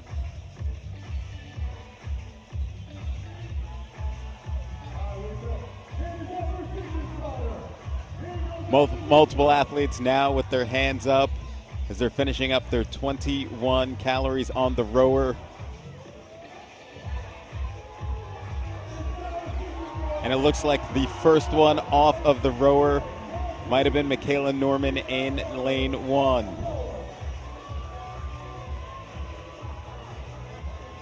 And Sam Briggs was right behind her, and Sam Briggs has already passed her on the bar facing burpees.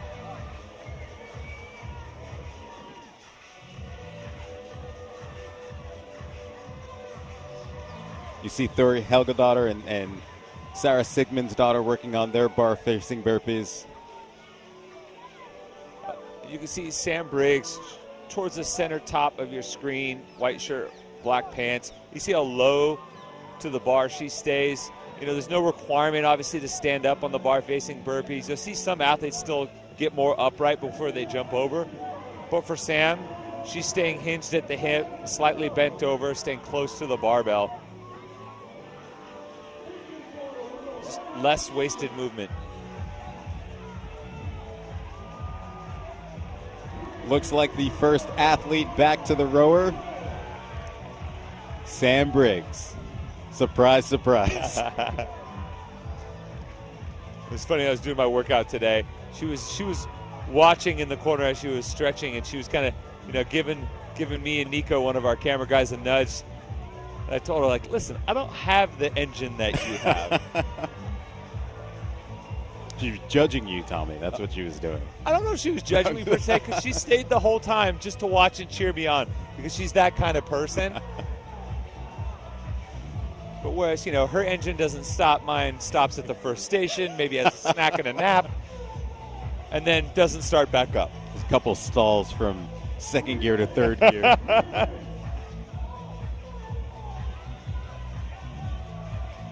Several athletes finishing up their second round.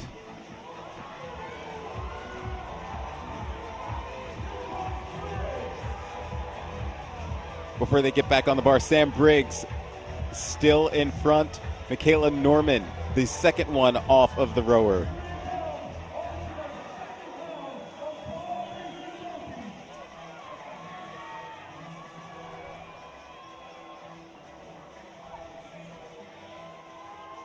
Everyone now working on 15 bar-facing burpees. Is that Laura Horvath there still on the rower? It looks like it. She's now finishing up, moving on to her bar-facing burpees. You see the whoop live for Gabby Magawa, 183 beats per minute, her heart rate. And, you know, Kristen Holta is about 34 points back of Laura Horvath. She picked up a few points on Laura in that last event. Laura's not out of the woods yet. If she's in the back half of this event. First two women back on the rower, Samantha Briggs and now Kristen Holta. You see her pulling there in the red in the middle of your screen, and she is moving. If Holta finishes, you know, maybe second. This is the final round. Sam Briggs off of the rower now on her final set of 9 bar-facing burpees. If Holta finishes second and Laura Horvath finishes outside of the top 10 here, maybe 11 or 12, and that's going to knock that 30-plus point advantage from Horvath into single digits, maybe even pull close to even. Kristen Holta will beat Samantha Briggs 5:04 unofficially. What happened was Sam thought she was on her final bar-facing burpee and almost started to run towards the line and then had to jump over the bar one final time. Just one slight mistake from Sam. And credit to Holta, she was pouring it on late. We saw her on the rower there, really like selling out on the row. And being able to track down Sam on that event in the final round, that's tremendously impressive from Holta. The time to beat was Emma Lawson with 5:17. Kristen Holta does it with 5:04 unofficially, so she will be your heat winner. Samantha Briggs comes in second place. You see Laura Horvath there trying to finish up her final set of burpees before the time cap, and it looks like she is going to be able to cross the line. And that will close out the heat, but what a comeback from Kristen Holta to be able to track down Samantha Briggs and grab the win. Yeah, that was a tremendous performance from Holta. You can see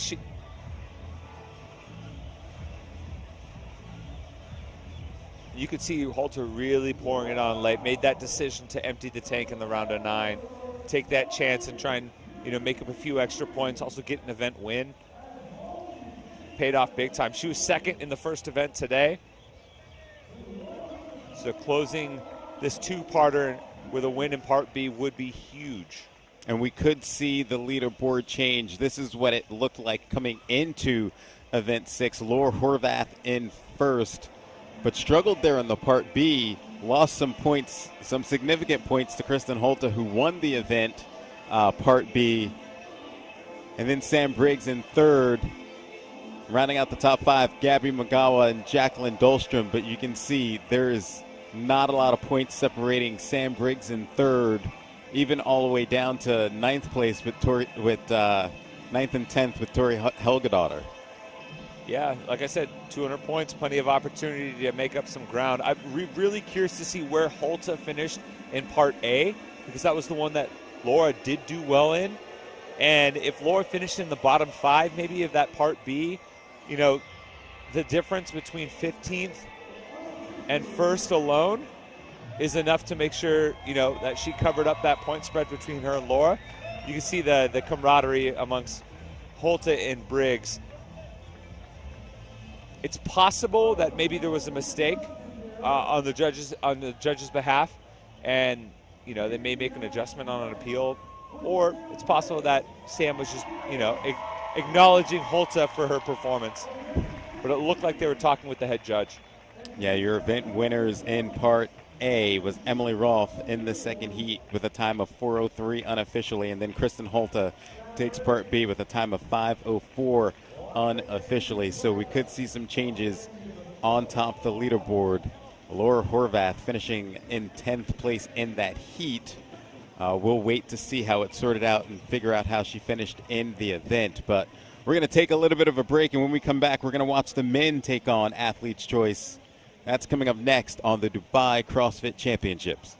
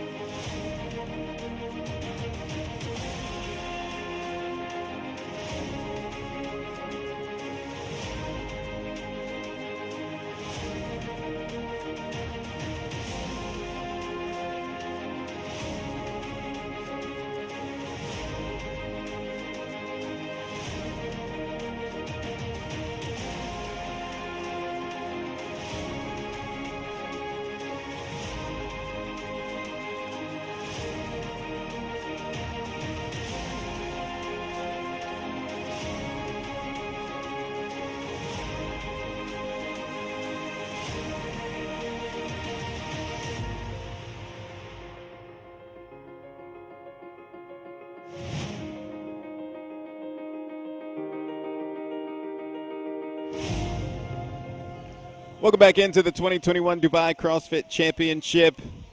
The final day of competition, getting you set for event 6. The men are getting set to take the floor. Judges are now on the floor waiting for the athletes to take the floor.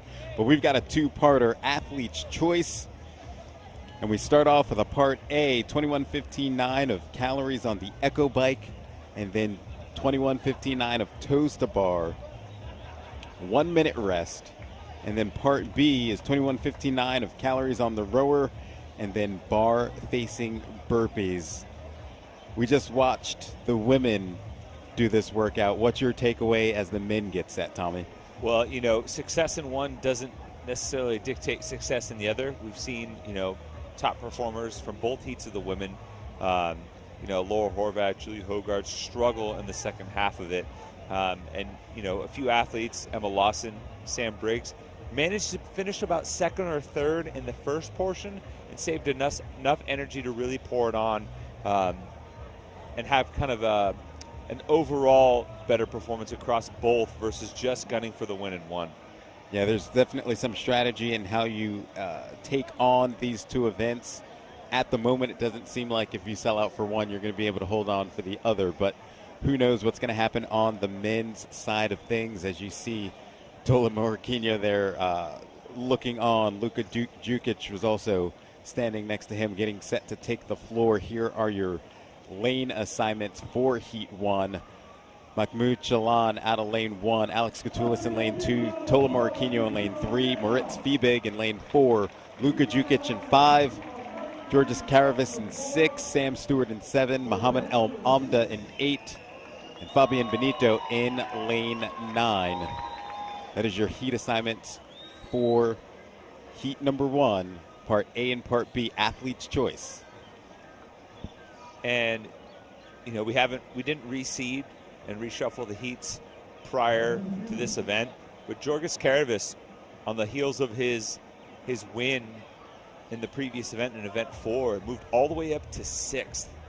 So he has made a significant move, almost 8 spots from outside of the top 10 up into 6th. So another strong performance here. He's a smaller athlete. He should be able to do just fine with these bodyweight movements as long as he can handle the machines well. We might see him even start to move up to the top 5. Yeah, your current top 3 on the men's side is Roman Krennikov, Jeffrey Adler, and Ricky Garrard. 1, 2, 3. They were followed by Lazar Jukic and Willie George. That rounds out your top 5. Heat 1 about 30 seconds away from getting started. Again, the first set of movements, 21:59, calories on the Echo Bike and toes to bar.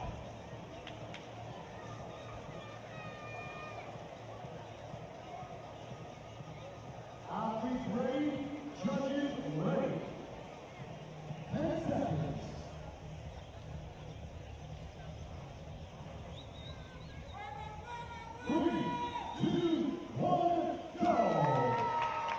An Athlete's Choice is underway for the men as they will begin part A, and it begins with 21 calories on the Echo Bike. In lane 3, Morquinho.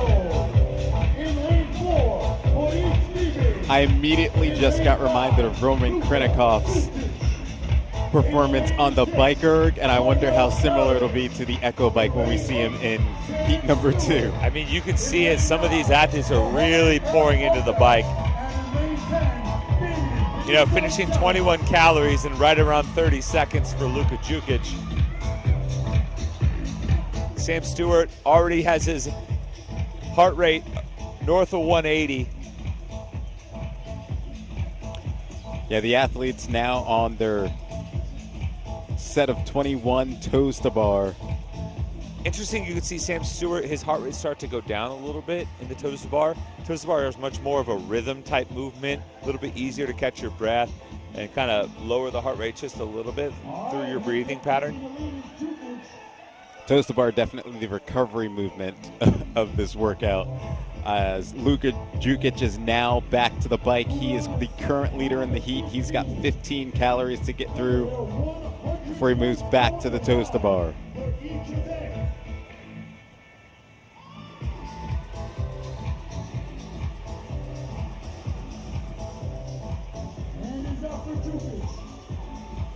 Jukic's judge's hand is up, followed by Georges Karavis and Maritz Fiebig.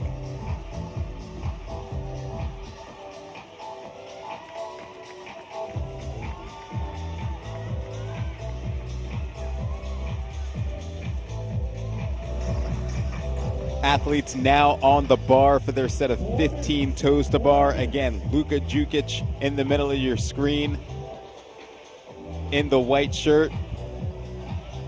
Now headed to his bar-facing burpees in the lead. And I spoke to Luka along with his brother in the bus ride back from Ski Dubai. They were both really excited about this 1-2 combination of these movements. I said bar-facing burpees. I got ahead of myself. We're on the bike still in part A. Already a hand up for Luka Jukic, and he's back to the toes to bar.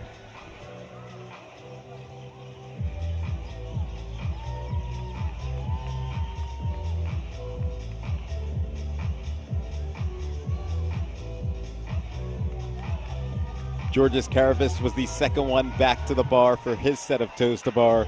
And you see Luka Jukic is going to take this one easy. Time of 3:04 unofficially for Luka Jukic.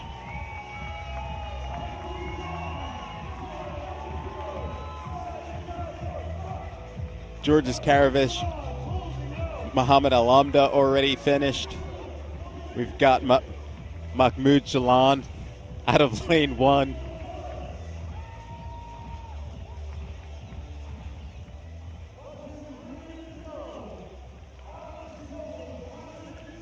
Got Alex Gatoulis still on the bar, working on his toes to bar.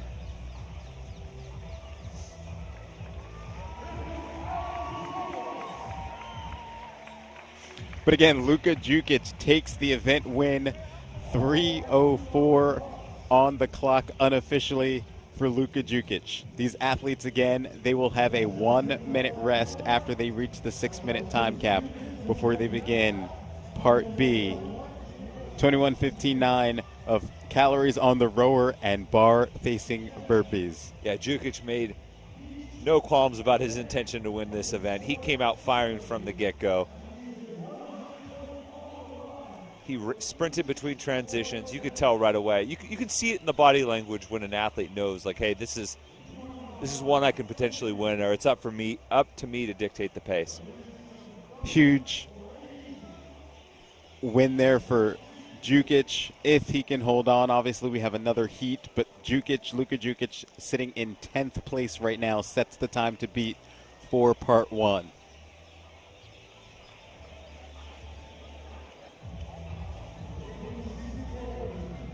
These athletes still have 2 more minutes to recover before Part B.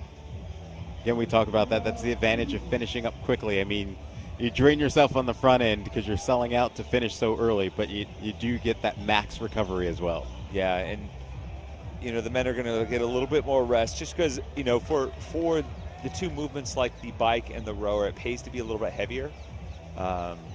Letting your weight really drive through the pedals on the bike, and especially in the motion of the row, you're able to throw your body weight behind your pole with each stroke. So we might see we've already seen Luka shave a little bit of time off what the top time for the women was in Part A. We'll see if any of these men can hang with Sam Briggs in Part B, though. And Kristen Holta, too. They put up some top times in their side of things in Part B for sure. You see Maritz Fiebig and his Whoop Live numbers as he's recovering. We've seen it as high as 180, 181. He's now sitting at 135 beats per minute. And it may seem a little high, but really this is pretty comfortable for him. Most of these athletes they can live at 130, 140.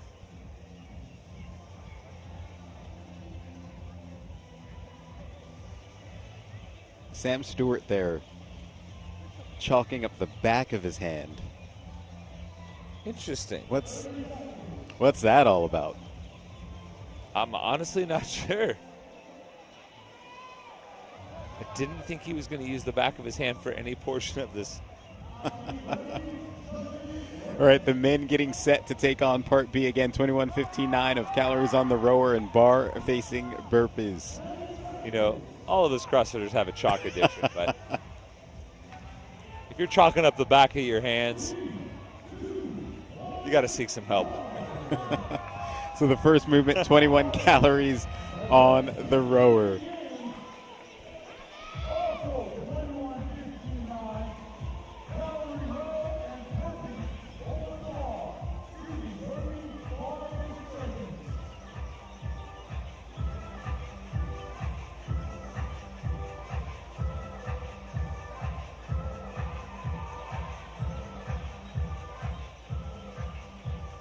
We talk about the women's time in the last heat, or in the last event. Kristen Holta put up a time of 5:04.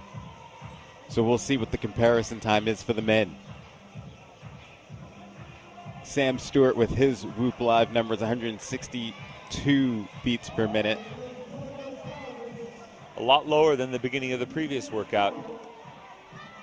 Georges Caravis was the first one off of the rower as he gets set for his 21 bar-facing burpees.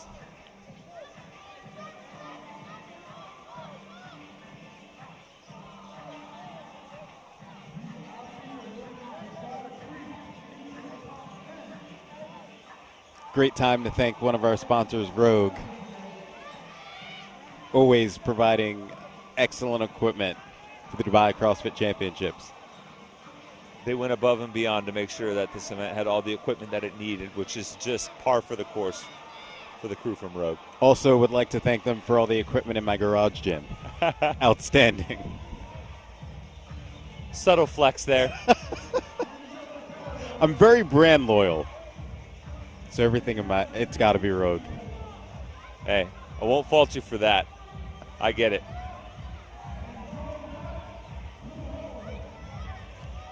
First man back to the rower. Looks like Alex Catoulis in lane 2. I'm not quite sure. It looks like Catoulis, though, which was one of the slowest times in the first heat. So maybe he decided that this was the one where he was going to sell out. We call that the Pat Barber because back in 2011 there was a multi-part event to close out the finale. It was called The End.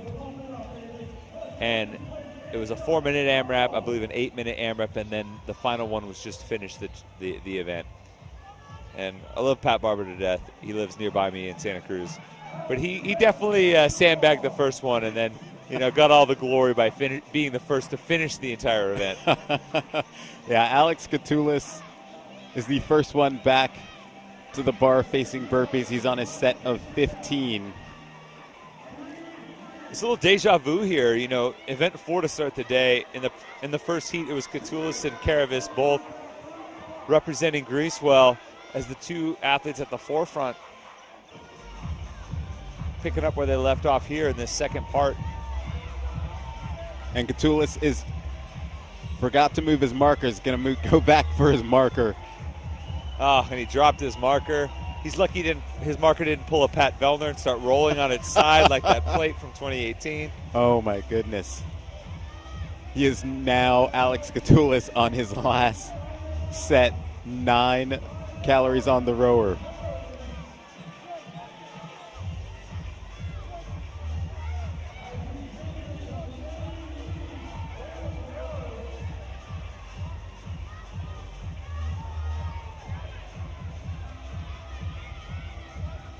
Georges Caravis also on the row.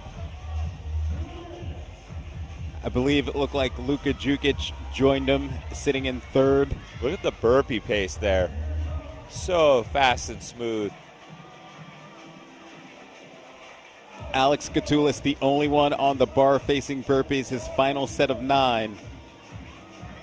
As he's going to wrap up or take the heat win, 420 unofficially for Alex Catoulis.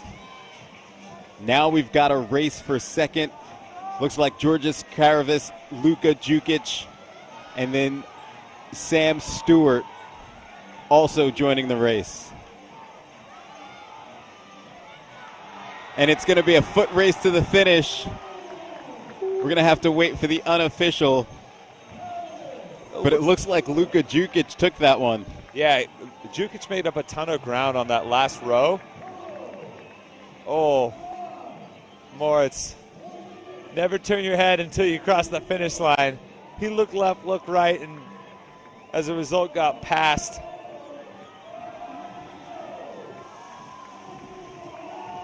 It's Muhammad El Amda finishing up his final round, crossing the finish line.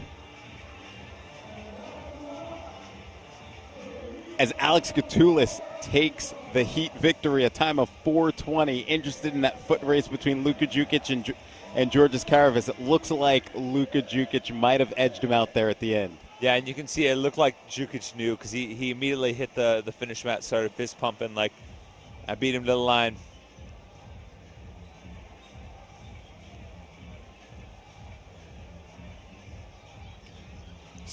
So what we saw advantage and was able to win Part B after being one of the final finishers in Part A, different strategies there potentially.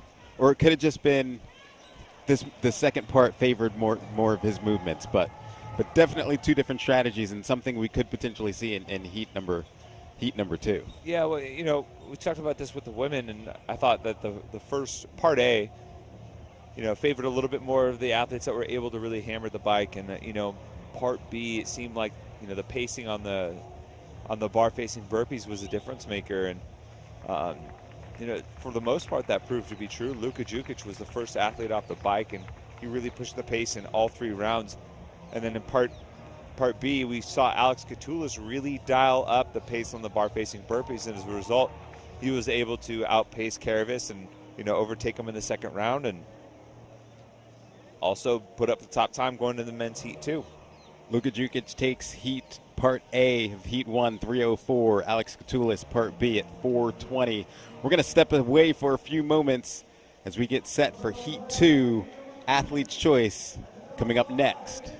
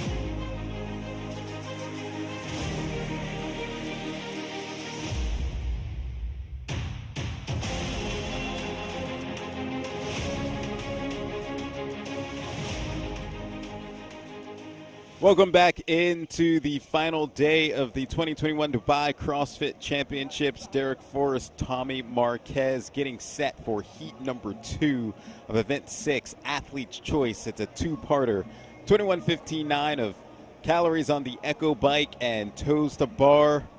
And then the athletes will have a 1-minute rest after the time cap expires, 6-minute cap, and then they will take on Part B, which is 21:59 of calories on the rower and bar facing burpees as the men are getting set to take the floor. Just takeaways from what you saw in Heat 1. Well, you got to be very careful. We saw Luka Jukic really burn down the first portion of this, and, you know, had to take some time to recover and wasn't able quite to go back-to-back. We haven't seen an athlete go back-to-back yet. So I mentioned earlier in the broadcast, you know, bike proficiency is key in Part 1. Good pacing on the burpees key in Part 2. And it'll be really interesting to see if anyone can beat the top time set so far. You know, yesterday Tola missed his first heat because of a broken bike. I wouldn't be surprised to actually see Roman Krinikov break the Echo bike when he hops on. Which is even more impressive given how bomb-proof and over-machined everything from Rogue is. Those things could withstand a nuclear fallout, but even Roman Krenikov's biking skills might peel one of those pedals off the frame. And there is Roman Krinikov, your current leader on the men's side atop the podium. Can he hold on with 2 final events and take the 2021 Dubai CrossFit Championship? Jeffrey Adler there to his left, sitting in second place.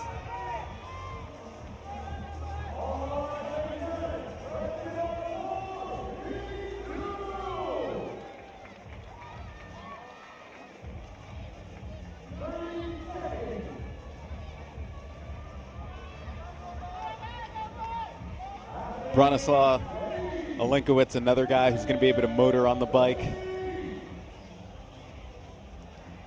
For Braun, it's going to be about how well can he hold on to the toes to bar, because high power output, he'll get the fan spinning on that Echo bike, that's for sure. And the final heat for Athlete's Choice Part A underway. 21 calories on the Echo bike is the first task. And I think Lazar Jukic is someone to watch as well.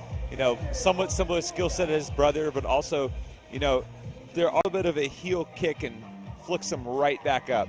We got hands up for Jeffrey Adler, Heinrich Happelainen.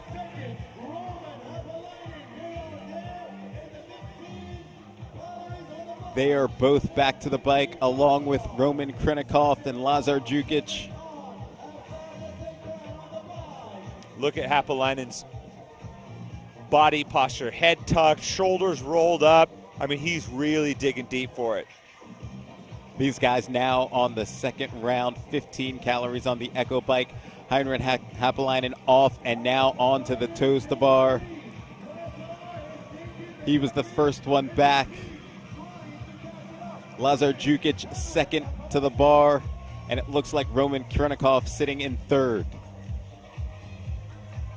Look at Adler's heart rate. He's at 135, now creeping into the upper 140s, but significantly lower than the other athletes we've seen so far during this event. Heinrich Happelainen now moving his marker, and will get started with his 9 calories on the Echo bike. Final round.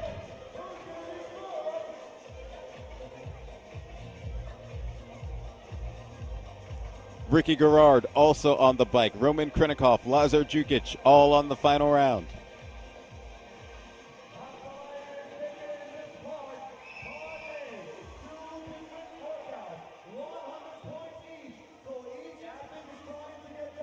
Happelainen, Lazar Jukic, the first 2 off of the bike. Back to the toes to bar. Final set of 9. Hand up already. Woo! Oh, man. Happelainen, and he is going to finish with a time of 2:53 unofficially for Heinrich Happelainen. Lazar Jukic finished at just under 3 minutes. We had a race there with Roman Krinikov and Ricky Garrard. I think Lazar got a few seconds underneath his brother Luca's time. It looked like Krinikov and Garrard came across right at around that 3:04 time, so we'll have to wait and see the timers to see who got the better of that one. Heinrich Happelainen at 2:53. That gives him the event win in Part A. The time to beat was Luka Jukic, who had 3:04 in the previous heat. See Simone Mantilla working on his toes to bar. Andrew Hude just crossing the line.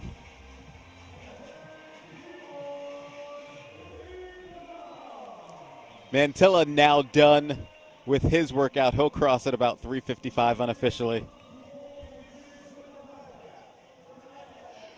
But Heinrich Happelainen is your event winner for Part A of Athlete's Choice. He finishes with a time of 2:53 unofficially. All athletes on the floor are now done.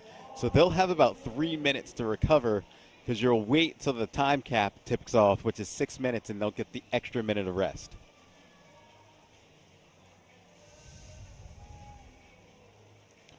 Yeah.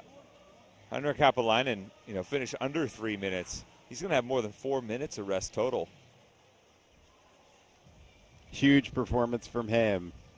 You could see him fight to get across. And just so you're aware, the clock on the screen is still reflective of the total time. So Haapalainen, we saw it for a brief second. His last toe to bar, he barely got there. I think he paced that perfectly because I don't think he would have been able to tie one more together. Henrik Haapalainen coming into the event sitting in 7th place with 423 points. Doing quick math. That was not quick math. About 74 points sitting away from the podium. But 100 points here in Part A, huge for him. Quick math. I mean, I did it. Long pause.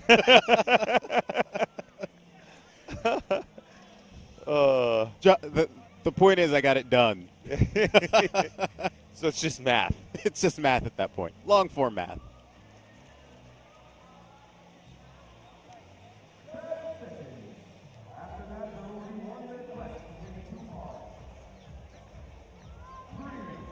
We have now reached the time cap.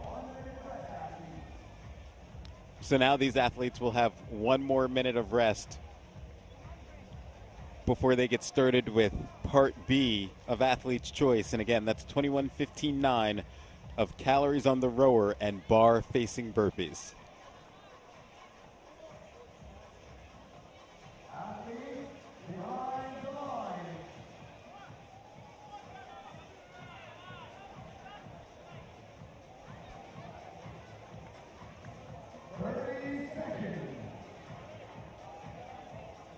Again, it'll be interesting to see how Part A affects some of these athletes with Part B.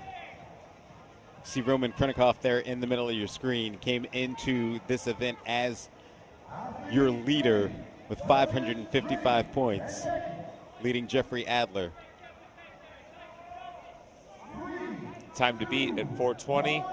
We've already seen them beat the time to beat from Heat 1 on the first part. These athletes now will have 21 calories on the rower before they move to their 21 bar-facing burpees.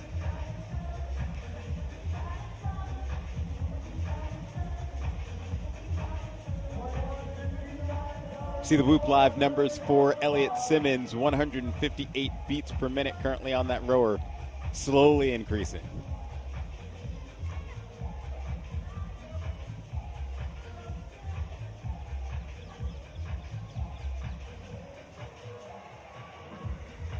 And we have a hand up.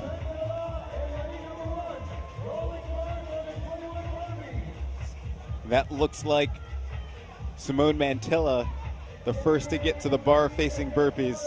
Roman Krennikov, second off of the rower. And he smashed that first set of 21. He was well ahead of everyone else.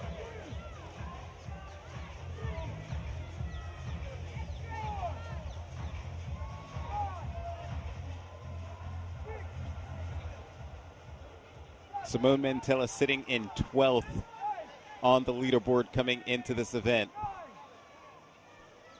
100 points would be huge for him. Roman Krennikov got to the bar second. He is your overall leader.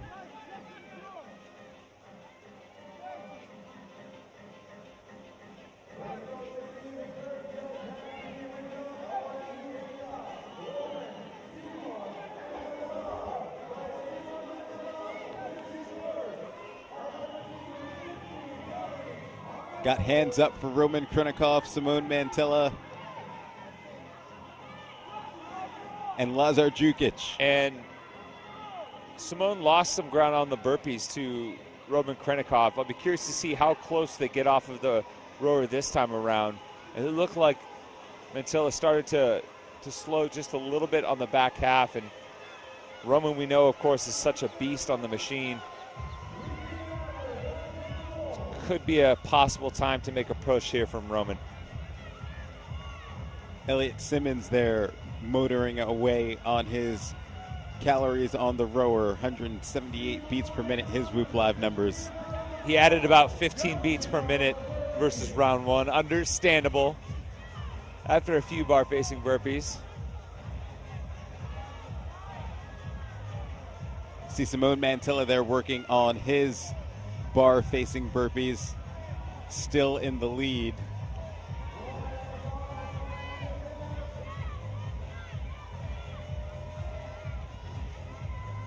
You have the race in the middle there, Roman Krinikov and Lazar Jukic. And I think you saw Henrik Hypolainen right there. He was just getting back to a rower for his round of 15.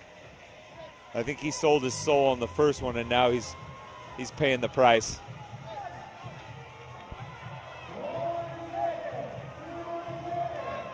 Simone Mantilla moving his marker, but Roman Krinikov has now taken the lead. He gets to the rower first.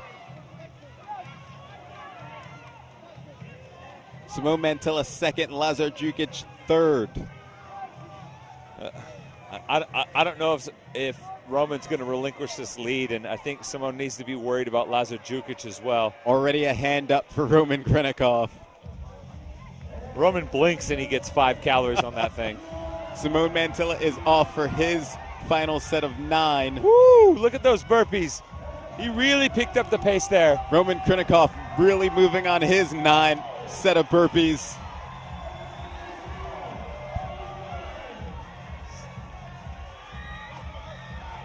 Roman Krinikov will take the heat. He is able to come from behind and catch Simone Mantilla. Simone Mantilla does finish in second. Lazar Jukic working on his final set of 9. He will finish in third. Krinikov will be your event winner as he takes down Alex Katoulis' time of 4:20. And Jukic came just a few seconds after Katoulis' time, so Katoulis will be good for third overall in the event from that first heat. But another 100 points for Roman Krinikov. As the final athletes are finishing up their last set of 9.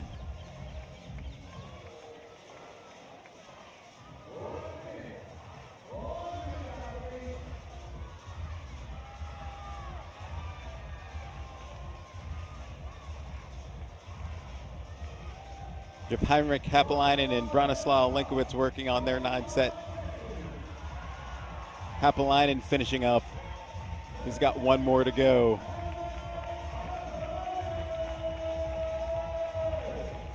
But again, in part B,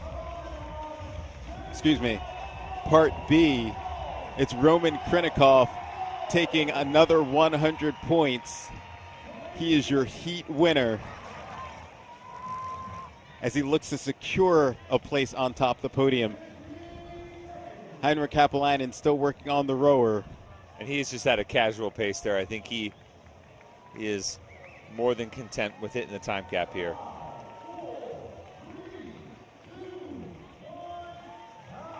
So we'll take a look at the men's leaderboard. This is not updated after event 6, but this was heading in to event 6. Roman Krinikov was sitting at 555 points atop your leaderboard. He picks up another 100 in Part B, which is huge. Jeffrey Adler was second coming into the event. Ricky Garrard in third. Lazar Jukic in fourth. And Willie George. That rounds out your top 5. But another outstanding performance by Roman Krinikov, Tommy. Yeah, and Krinikov was one of the first couple of athletes across the line in Heat 2 for the Part 1 as well. So even though he didn't get the top score overall, he'll still be top 3 in that Part A, and obviously getting 100 points will certainly help too. And of course, we will be heading into our final we'll be going into our final event here soon, so we should have an announcement on what the final event is. The athletes have no idea how we will close things out. So we will wait for that announcement here in a few minutes.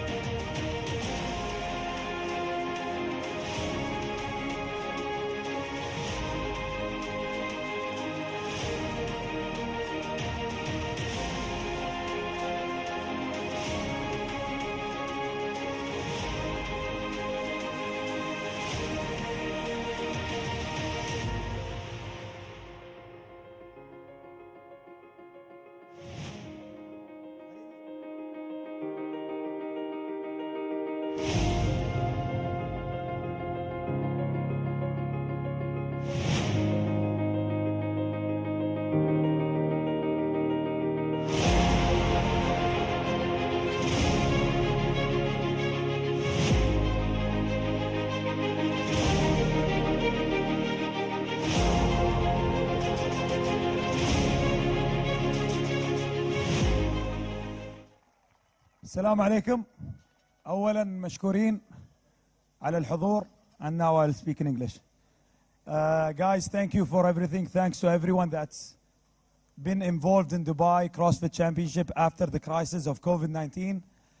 And thanks to literally all athletes, everyone, judges, volunteers in this competition to make it happen and to make it one of the best competitions around the world.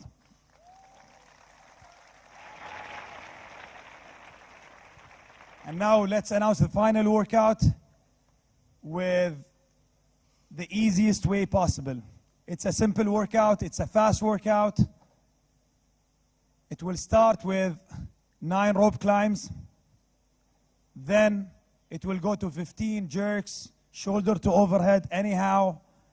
Then you will go to dumbbell deadlifts, 21 reps. And finally, with lunges to the finish line. The weight's gonna be 100 kgs for the men, 70 for women, and for the dumbbells it's gonna be 90 and 60 pounds. And for the lunges, you're gonna have the dumbbells on your shoulders, anyhow, lunge to the finish line. That's it. Thank you, guys.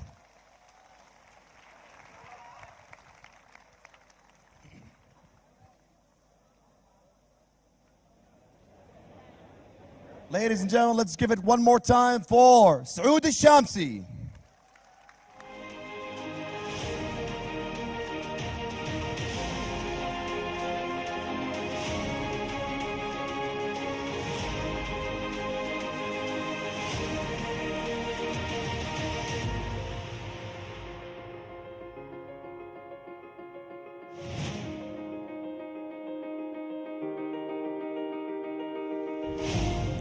Welcome back into the 2021 Dubai CrossFit Championships, getting set for the final event here in Dubai. And we just heard the announcement of the workout for event 7. Tommy, your thoughts? We got 9 rope climbs, 15 jerks, 100 kilos, 70 kilos, men and women, 21 dumbbell deadlifts at 90 and 60 pounds, and then lunges to the line. Time cap of 8 minutes. Your thoughts on the workout, Tommy? Yeah, well, this is pretty simple. You know, it's become a very commonplace thing now to have a lunge to that finish line. It's such a good movement visually to see the progress of everyone marching towards the finish line. And it adds some drama towards the end as well. But, you know, you still got a little bit of work there. Some very heavy jerks at 170 kilos respectively. And 15 jerks is no joke. So same with the 9 rope climbs. But it'll be a fun little way, a pretty fast way to end this weekend. The lunge to the finish always reminds me of Cara Saunders and Tia Claire Toomey at the Games years ago. 2017, the closest point spread in CrossFit Games history between first and second place. And, you know, once that happened, I think it was all said and done for not having lunges at the end of a workout on the final day of competition. It just bakes so much drama and so much excitement into the finish of an event, and visually it's such a great way to follow along as a fan, you know, watching the athletes march to the end. Yeah, so it'll be an exciting finish to wrap up the weekend for both the men and the women. Roman Krinikov is going to try to hold on for his top place where he's at right now on the leaderboard, and the same for Laura Horvath as we head into event 7. But we're going to take a break, and we're going to come back and get you set for the final event. That's coming up next on the 2021 Dubai CrossFit Championship.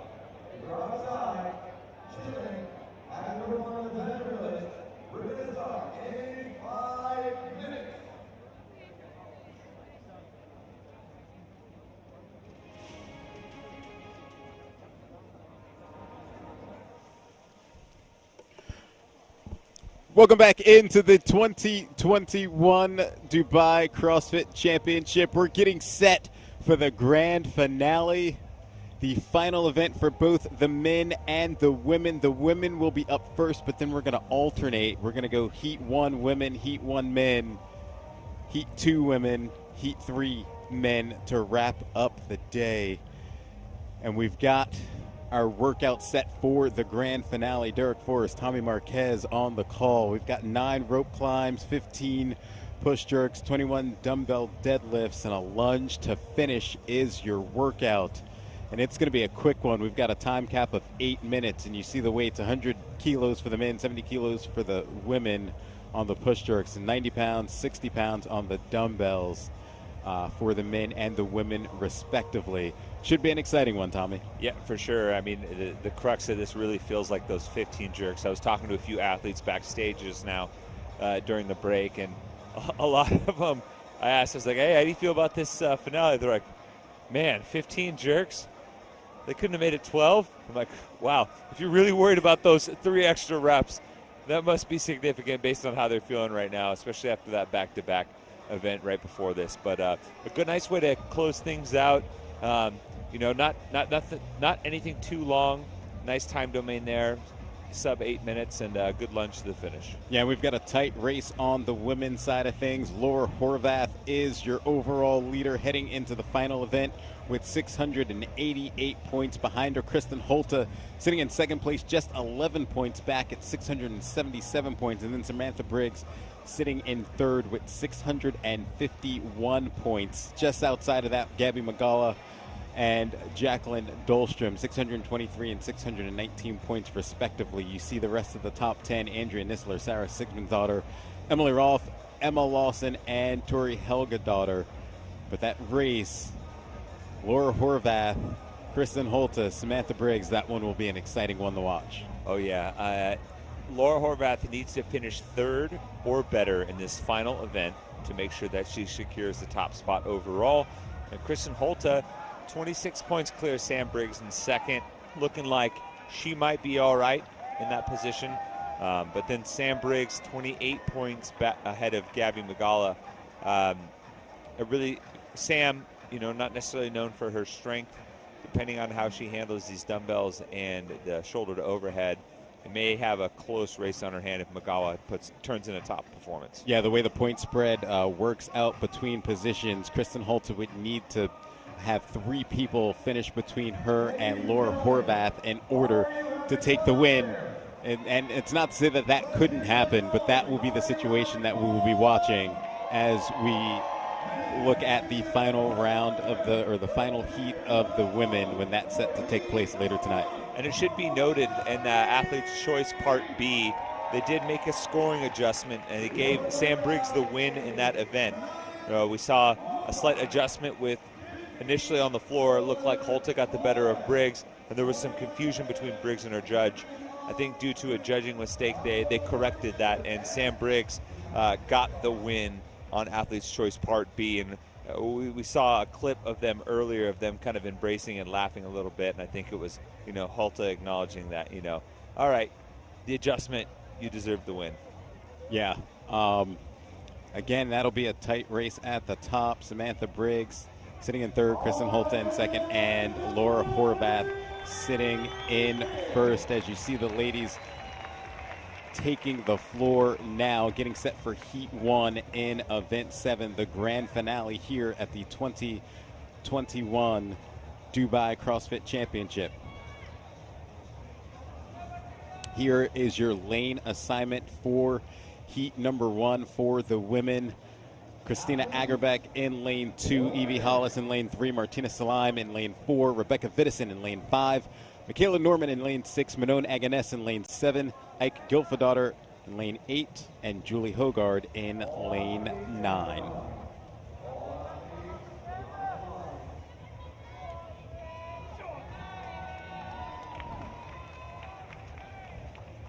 See Michaela Norman there, had a nice start to the weekend at Ski Dubai, hoping to have a good finish here as she closes out her weekend. Yeah, it's been kind of boom or bust for her all weekend. Has a strong finish, you know, a 4th in Athlete's Choice Part B, but also has an 18th in Event 5 earlier. You know, she had a 2nd place finish in, you know, Stay Frosty, but 17th in Event 4. So teeter-tottering back and forth between an excellent finish and a finish towards the bottom. And we are underway in Heat 1 of the grand finale for the women. They will get started on their 9 rope climbs.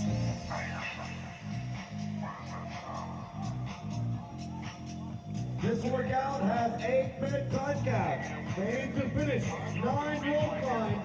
As they start with the 9 rope climbs, how much is their grip going to be affected during this workout? We obviously, a lot of grip, especially when you get to the 21 dumbbell deadlifts. Well, 9 is a unique chunk to do straight away.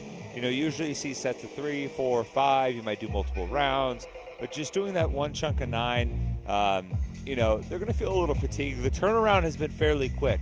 You know, that within effectively 3.5 hours, we'll have seen these women do 4 scored events in that short time frame. So, you know, with the warm-up, cool-down, transition between events, there hasn't been much downtime for them overall. So this being the final day, they're definitely feeling it. Several athletes already with their judges' hands up as they look to close out these 9 rope climbs before moving on to the 15 push jerks. And I'm actually glad that they just chose regular rope climbs. You know, we get so caught up with legless rope climbs, with short rope climbs, with, you know, 20-foot rope climbs. It's just a good old-fashioned rope climb on a rig. Nothing fancy. Just get the work done. Standard height, they're not going 25 feet.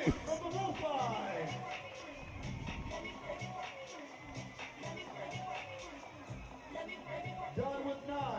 Now goes 2. 15 shoulders over. We already have a female working on the push jerks, looks like.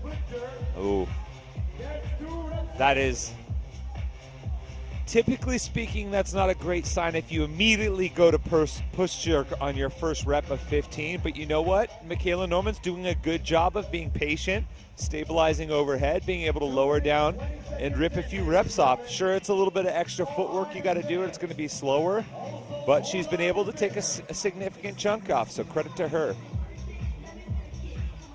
Martina Salime joining her at the bar, along with Ike Gilfadaughter at the bottom of your screen.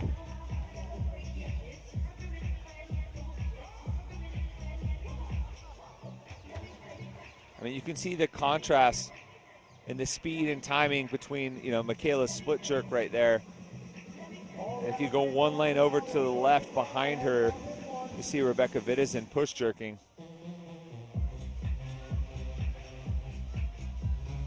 We've got a hand in the air for Michaela Norman's judge.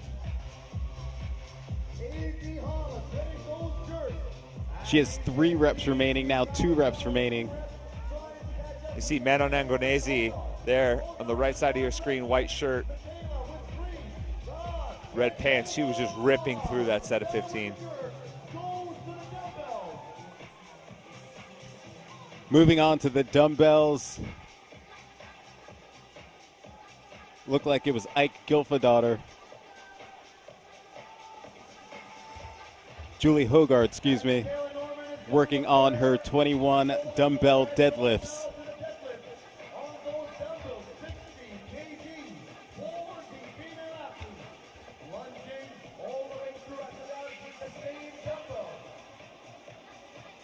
Michaela Norman. Manon Agoness also working on their dumbbell deadlifts.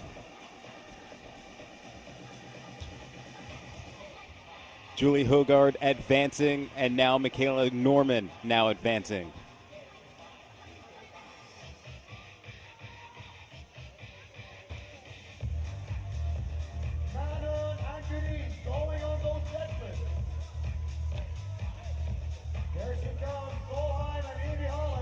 We now have Rebecca Vidison, Manon Agoness joining them as well, advancing every time.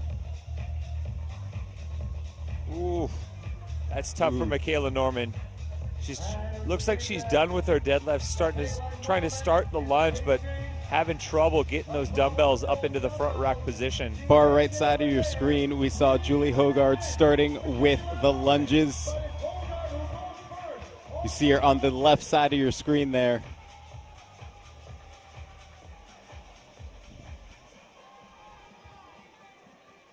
Julie Hogard making her way down the floor. Michaela Norman behind her in second place. And look at the lunge pace of Rebecca Vidison and Manon Angonese. They're so much faster. They're able to chew up real estate on that lunge length. They have effectively caught up. Yeah, and Rebecca Vidison now storming in front in second place. Julie Hogard is the winner of the heat. But Rebecca Vidison making up time on the dumbbells, able to cross. She will finish in second place. Michaela Norman dropping her dumbbells. She'll finish in third. And Manon Agones will finish in fourth. See Evie Hollis there on the left. Martina Salim on the right. Evie almost done with her dumbbell lunges.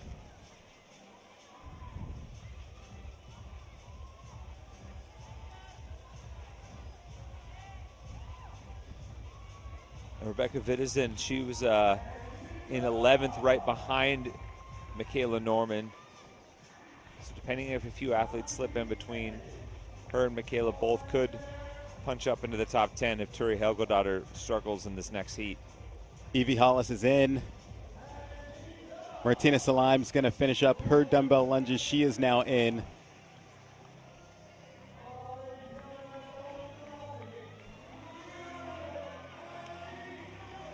Couple of athletes still on the floor.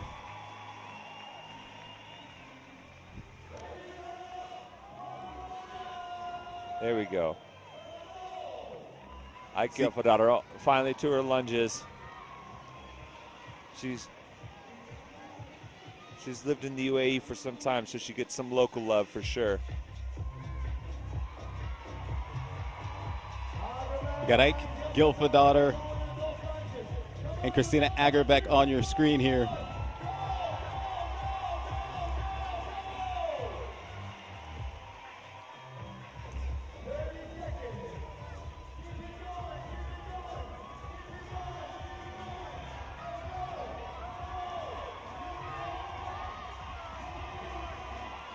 Ike Gelfadottir trying to finish up before the time cap.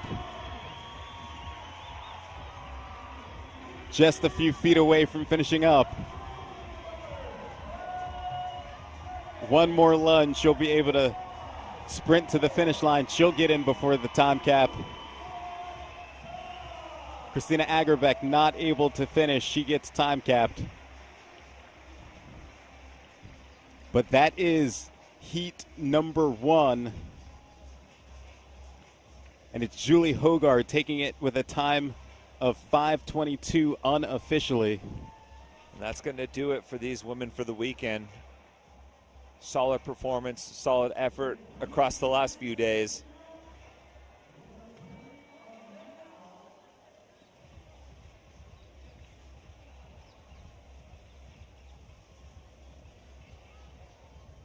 So what's going to happen here is you can see the staff removing the barbells off of the floor. That's because the men will be up next. So they're changing the weight there on the bars. We'll have men's heat 1 coming up next.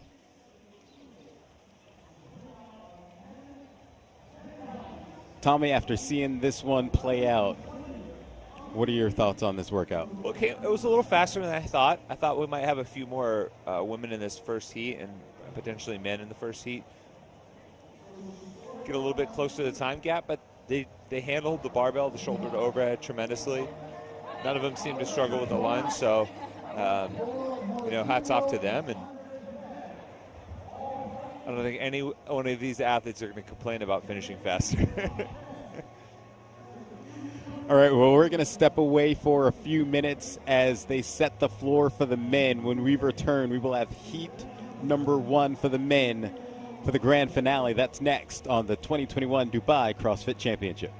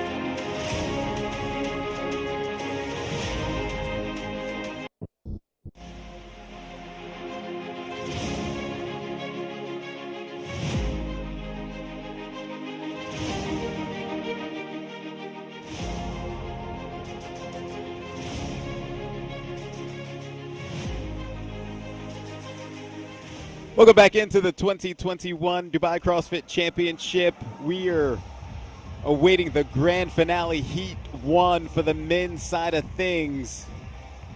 And it's going to be exciting. We just saw Heat 1 of the women, and that took 5 minutes and 22 seconds to crown a winner in that heat. That was Julie Hogard taking heat number 1. As for the men, this is your leaderboard heading into the final event. Roman Krinikov with a substantial lead over Lazar Jukic in second place. Lazar Jukic moves up into second after his performance in event number 6.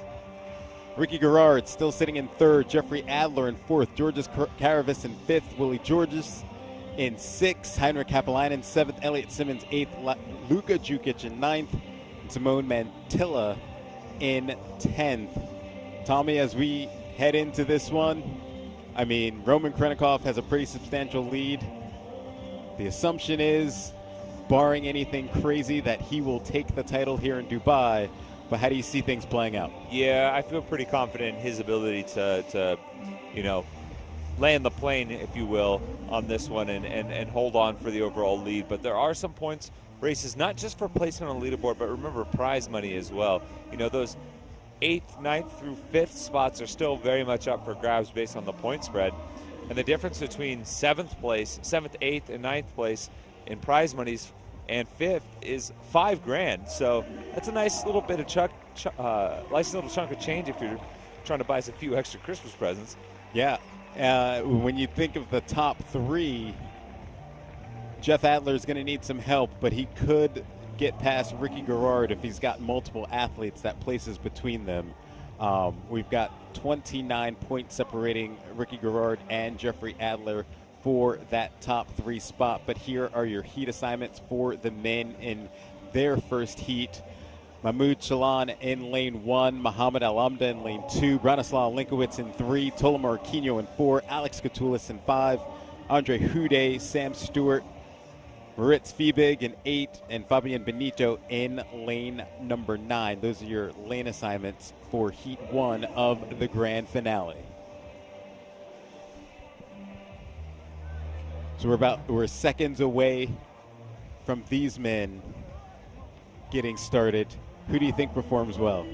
I'll be curious to see Big Braun and how he handles those 15 shoulder to overhead right into the dumbbell. He's so strong moving those movements. He's hasn't quite maybe done as well as some had hoped. It was an opportunity for him to flex his strength in this shorter format.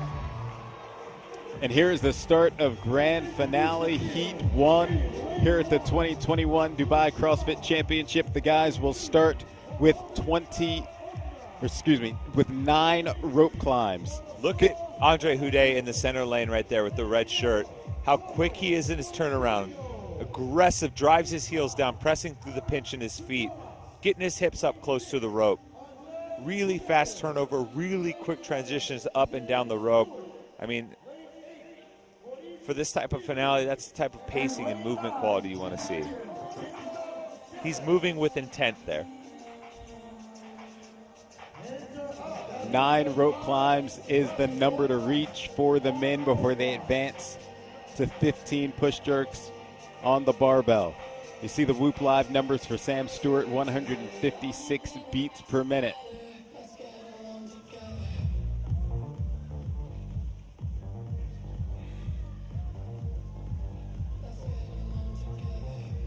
I gotta say, it's interesting to see how, like, you see the athlete come off, we see him take a couple breaths, and instantly his heart rate drops a few beats. It's very fascinating to see that play out in real time. See how quickly they can recover between movements.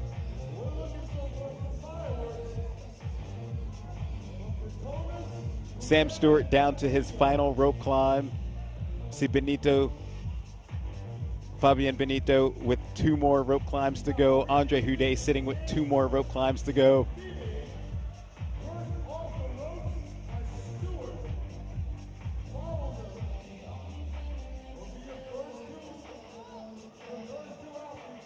And it looks like the first athlete to advance to the bar.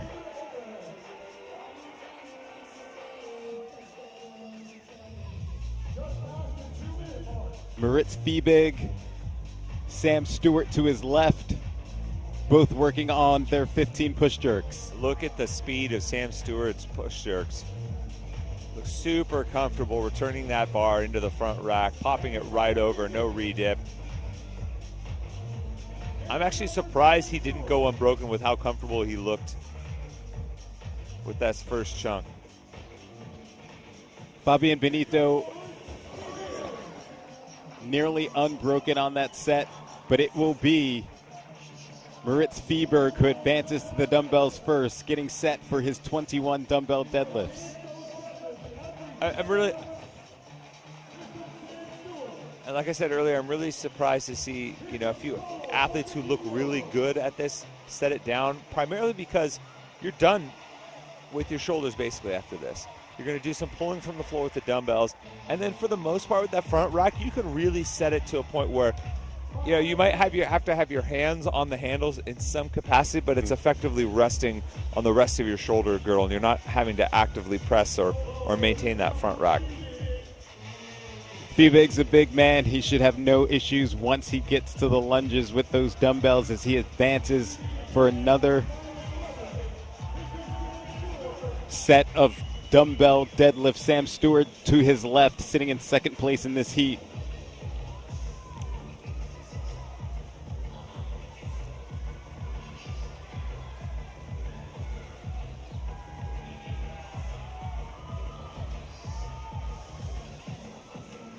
Fiebig now done with his deadlifts and puts it up in the front rack, getting ready for those lunges to the finish line.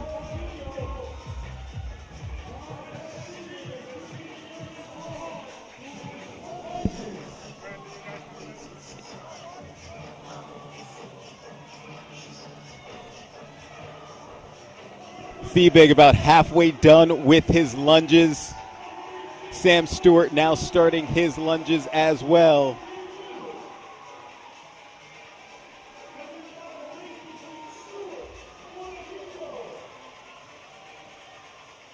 Fiebig just a few feet away from taking the heat. You see Tola Moriquinho on the left side creeping up on second place. Fiebig is now done, drops the dumbbells, and he's going to get across the finish line at about 4:43 unofficially. But look at Tola Moriquinho on the left trying to catch Sam Stewart.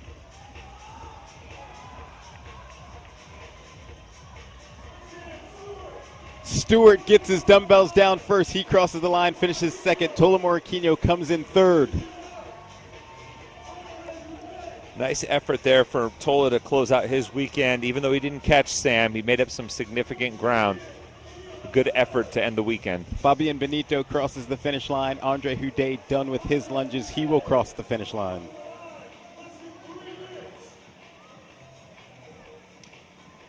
Interesting position from Braun there with the two dumbbells. You notice how he has them nice and vertical. Usually for a lunge, if you don't have to have your hand on the handle, it's a little bit easier just to have them resting on the shoulders. But I do like that position that he had anytime you have to do maybe some dumbbell squats or anything like that where you can have a whole hand grip on your shoulders and still have one end resting on that nice meaty part of the shoulder girdle. Yeah, Bronislaw Linkowitz came in just before Alex Gatulis.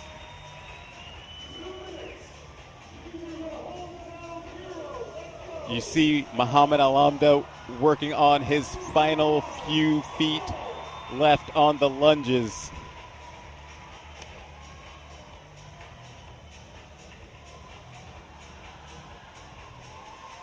He's able to cross the line. He's going to come across the finish line as well.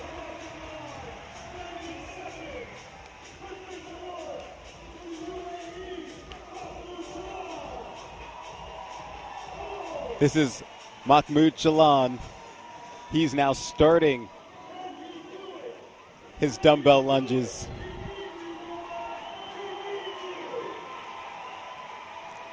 The crowd getting behind Chalan as he finishes up his weekend. Mahmoud, the 2019 national champion of the UAE, representing the UAE at the games that year. He's been a long time athlete at the forefront of the UAE athlete contingent.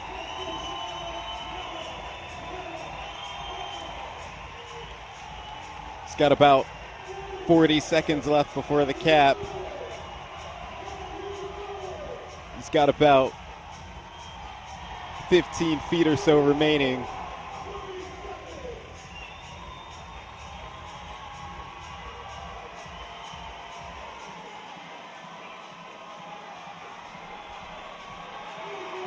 And he's going to get across the finish line with a roar from the crowd.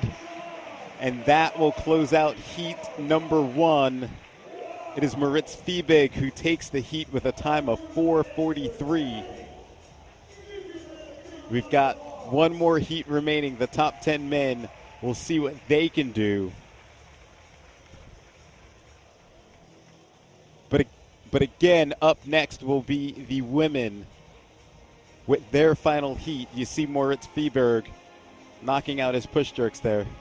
Yeah, tremendous effort from Fiebig.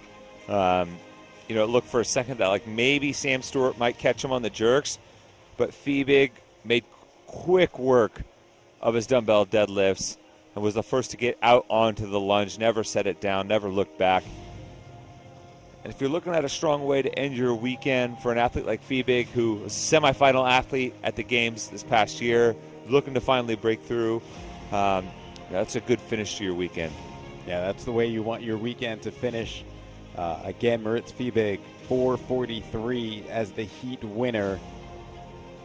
As the top 10 men will go a little bit later. Up next will be the top 10 women as they will close out their weekend. That'll be coming up next. So we're going to take a quick break as we get set for the women to take the floor. Again, the top 10 women will take the floor in the grand finale. That's next on the 2021 Dubai CrossFit Championship.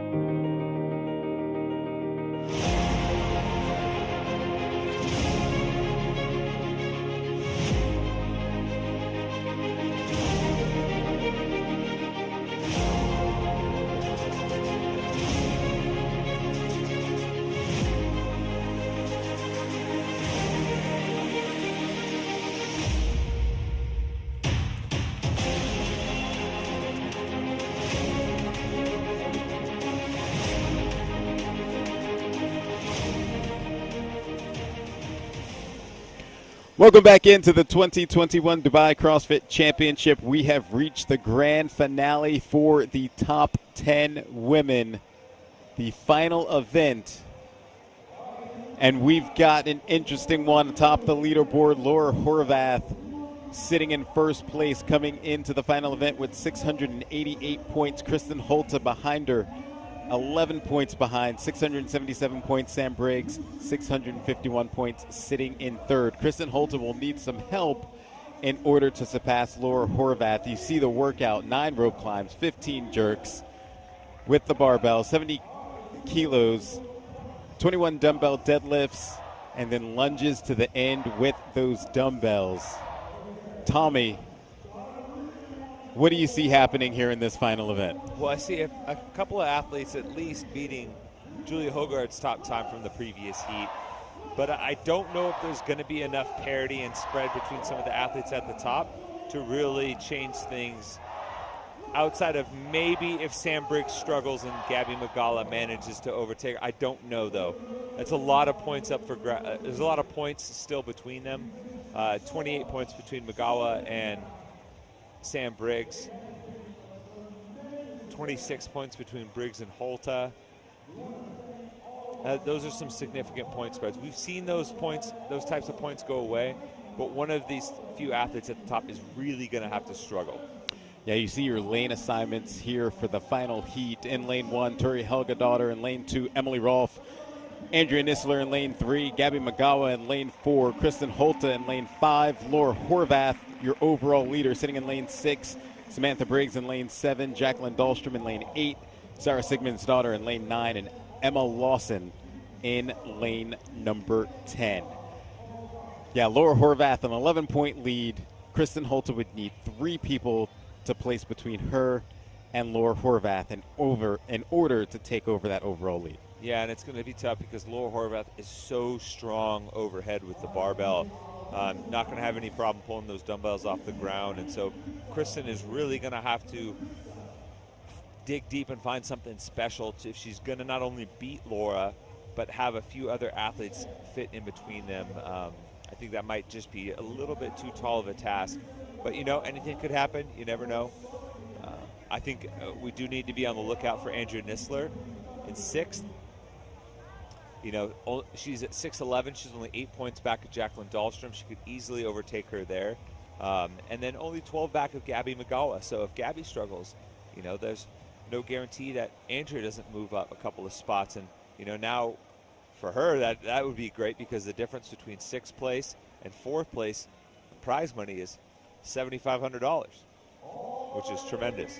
Yeah. Any spot you can move up to make more money, it's what these athletes want, right? Yep. Sarah Sigmundsdottir makes her return, coming back from an injury. She is sitting in 7th place, but she's got to be happy with the way she's performed in her first competition back as well. Yeah, you know, solid weekend from Sarah. You know, a couple finishes outside the top 10, nothing too crazy, but a handful of top finishes as well. She hit a personal best in the liftoff earlier this weekend.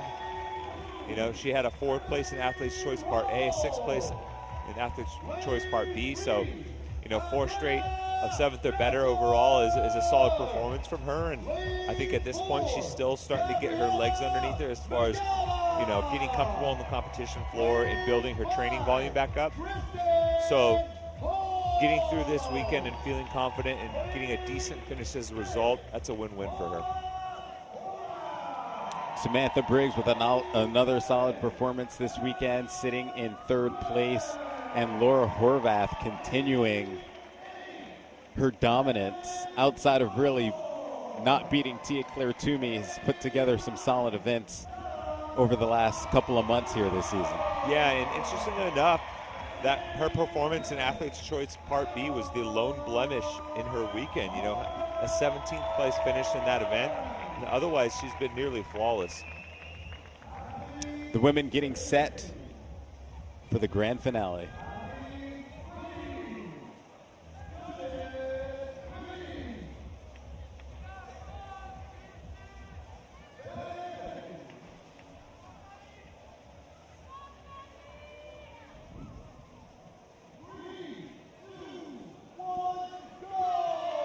And the grand finale is off for the top 10 women in the field. They will begin with 9 rope climbs.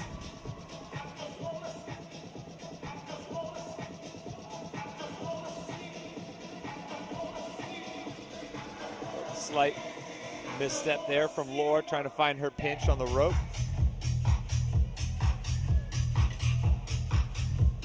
As they go on the rope climb, waiting to see the first judge raising his hat when the last one rests up for the athletes.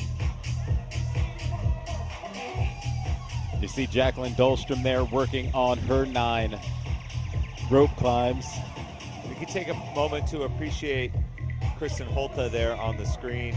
You know, this is her last time taking the floor as an individual in CrossFit competition. She has stated she's going to do Wadapalooza, but is going team there. And so really this event, as far as the individual is concerned, is putting a cap on a tremendous career for Kristen Holta. You know, an 8-time Games athlete. She's got 5 consecutive finishes inside the top 7 at the Games. Really built herself into one of the elite of the sport. She's runner-up at the 2019 Games, second fittest woman alive, 7-time fittest in Norway. She's been a tremendous ambassador in Europe and really has been the role model for the Norwegian and Scandinavian contingent that has started to grow and is so prevalent here in this event as well. Yeah, when we talked to her earlier this week, she said she knows the emotions are going to come. This could be an emotion-filled night for her. You see Laura Horvath, she's the first woman to the barbell working on her 15 push jerks. We also have Gabriela Magawa also joining her to her left. You see Kristen Holta now getting to the barbell as well.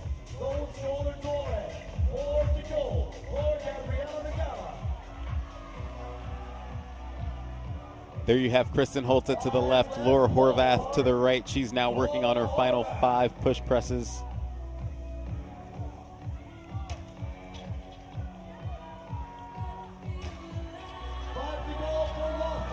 But it's Gabby Magawa who finishes up first. She gets to the dumbbells for her 21 deadlifts. Laura Horvath joining her. Laura Horvath cycling a little faster than Gabby right now. A little friendly rivalry here because Gabby and Laura are friends, have trained together plenty of times. These two currently going rep for rep. They both advance the dumbbell at the very same time. Gabby really needs to get ahead of Laura on this one just because she doesn't know where Sam Briggs is going to finish, and she's got to make up 28 points overall. Gabby puts the dumbbells down. Laura racks it immediately, and she is on the way with her lunges.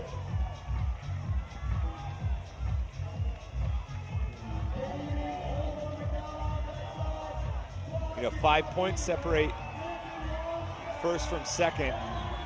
So Laura's about 1 step ahead, but Gabby Magawa is moving at a faster pace. Yes. She is going to take the lead I love this. by about just a step. Gabby really pouring it on here. 1 more to go, gets the dumbbells down. Gabby Magawa takes the event win at 3:44 unofficially. Laura Horvath finishes in 2nd place. Sarah Sigmundsdottir there and Jacqueline Dahlstrom working on a battle for 3rd place here. A tremendous performance from Laura. With that, she's fat. She knows she's in 2nd place. She beat all the times from the previous heat, and that's going to be more than plenty to close the door on a win for her. Sarah needs 1 more step, puts the dumbbells down. She will beat Jacqueline Dahlstrom to the line. Sarah comes in 3rd. Jacqueline Dahlstrom comes in 4th.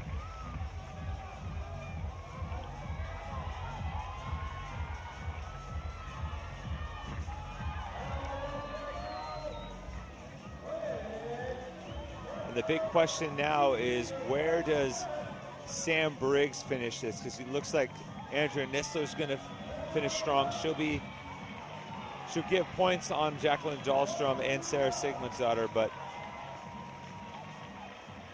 overall, I think she'll still be all right. Andrea Nistler finishing in 5th place. in the heat.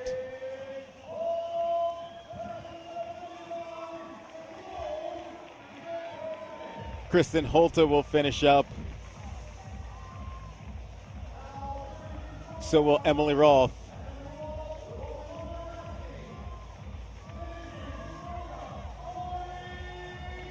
We have Tori Helgadottir in lane 1. She's down to her last several dumbbell lunges here. She will come across the finish line at about 5:39 unofficially. And here's Sam Briggs working on her dumbbell deadlifts. Ladies and gentlemen, let's not forget, we've got one more athlete. Sam's got to hurry. It's looking like that, you know, Gabby's going to have enough to overtake her for the podium. There's also Jacqueline Dahlstrom is 4 points back at Gabby. She's on her heels too. So Sam desperately trying to hang on to a top 5 spot here. Yeah, a number of people finishing between her and Gabby Magawa. You see Sarah Sigmundsdottir cheering her on, trying to get her through these last remaining lunges, struggling to get them up in the front rack. And if there's someone that everybody should rally around to help get these dumbbells up, it's Sam Briggs. There we go.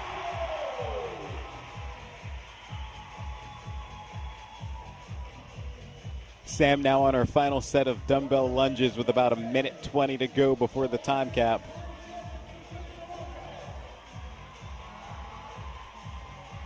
Sarah Sigmundsdottir and Jacqueline Dahlstrom cheering her on.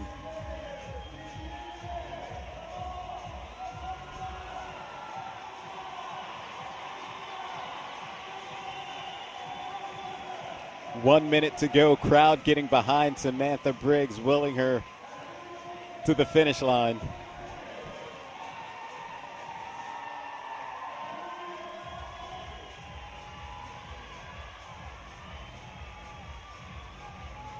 Sam's going to get in before the time cap, finishing up her lunges, and she will cross.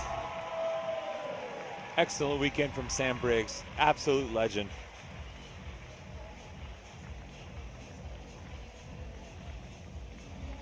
But there is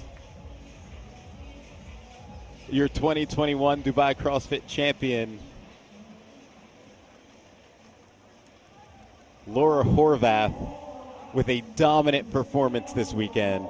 Tremendous performance from Laura, and really such a nice piece of redemption for her. If you remember, you know, the last time she finished second at the games this year. The last time she competed at Dubai was in 2018 when she was coming off a second place finish at the games that year. Unfortunately, Laura didn't do that great in a couple of events, and then unfortunately a back injury flared up and she was forced to withdraw. So it came back to the desert a few years later. Another piece of hardware from the games around her neck, and this time she got the better of it, taking down the top spot.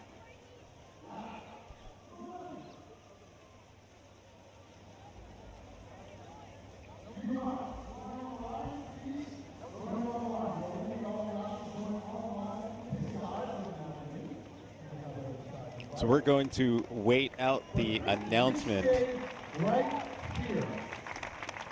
of your podium for the women. It looks like they're potentially going to honor Kristen Holta here. Well deserved. All right, Ms. Kristen, why don't you just come on and join us out here? Goodbye.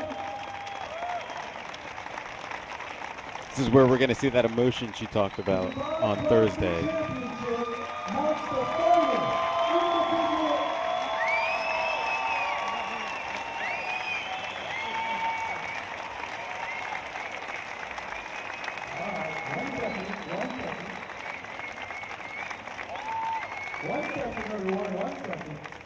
The Dubai CrossFit Championship marks the final individual appearance by one of the greatest CrossFit athletes of all time.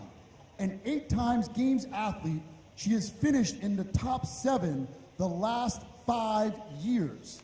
In 2019, she finished second at the games representing her Norwegian flag proudly on the podium.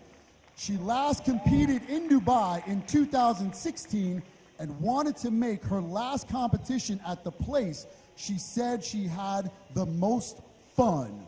Let's look at some of her accomplishments. 8 times Games qualifier, all consecutive. 5 top 10 finishes at the Games. 5 consecutive finishes of 7th or better at the Games. The 2017 Meridian Regional Champion. The 7-time fittest woman in Norway. 5 times event winner at the CrossFit Games. The 2019 silver medalist and the 2nd fittest woman on the earth. And the 2021 German Throwdown semifinals would like to thank and give a big round of applause to Kristen Holte.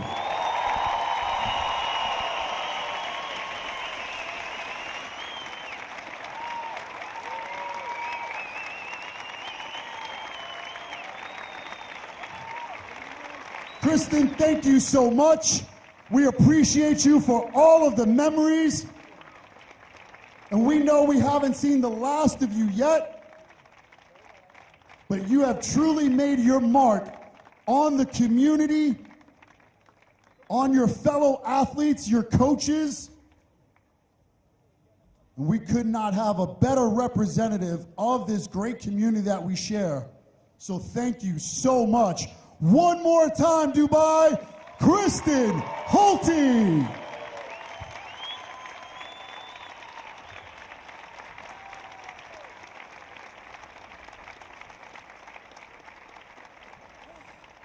I don't even know what to say, but thank you so much, guys.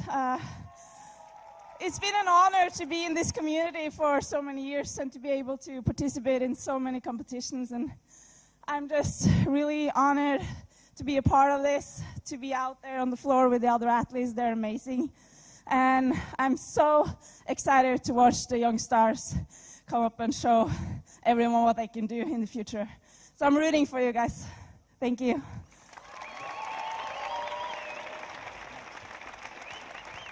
Wow, what a special moment we all got to share. Thank you so much. It has been an honor and a pleasure. All right. I guess we should give her one more round of applause? Let's give her one more round of applause. Why not?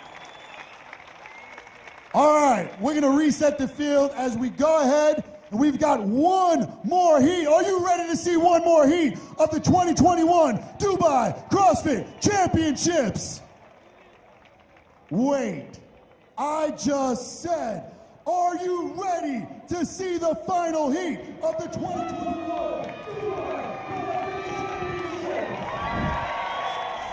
What an amazing send-off for Kristen Holte. She's going to wrap up her individual career here at the 2021 Dubai CrossFit Championship. Yeah, and as you heard from James, the PA announcer, tremendous ambassador, tremendous athlete, tremendous human, one of the best to do it. The last 8 years have been spent at the very tip top of the sport. She showed up in 2014 as a rookie, made her mark by winning the 333, got her first event win out of 5. She would win 4 more over the course of the next 7 years. 5 consecutive finishes inside the top 7. She made the podium. She got a silver medal around her neck, and really set the tone for the next few years for her country in Norway, who has now since put a team on the podium this past year. You've seen multiple athletes, including Jacqueline Dahlstrom, make it to the games as individuals, and really set the tone for the rise of a sport in an entire country, and she's been such a good representative across the board.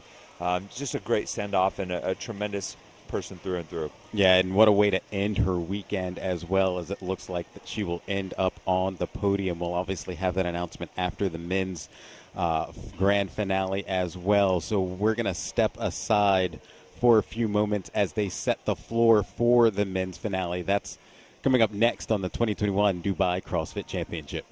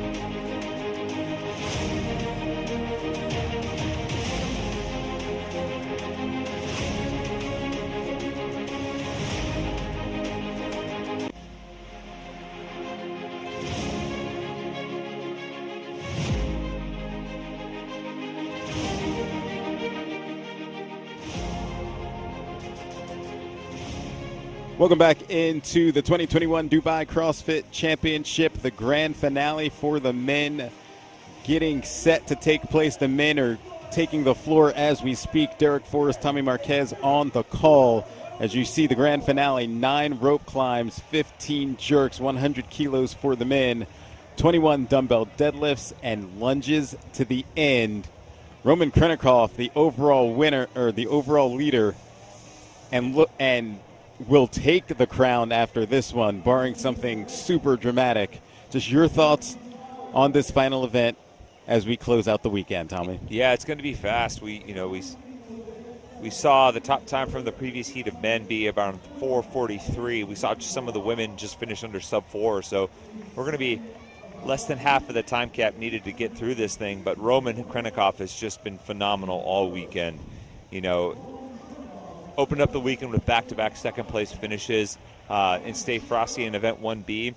And, from the outset, he was noticeably bigger. He spent some of this last year really working on his top-end strength, spending more time in the gym working on his lifts, on his strength endurance, on his barbell cycling. And for an athlete that was typically known for his endurance and being able to grind out workouts, it's really shown in how he's been able to basically keep every one of these events inside of the top 5.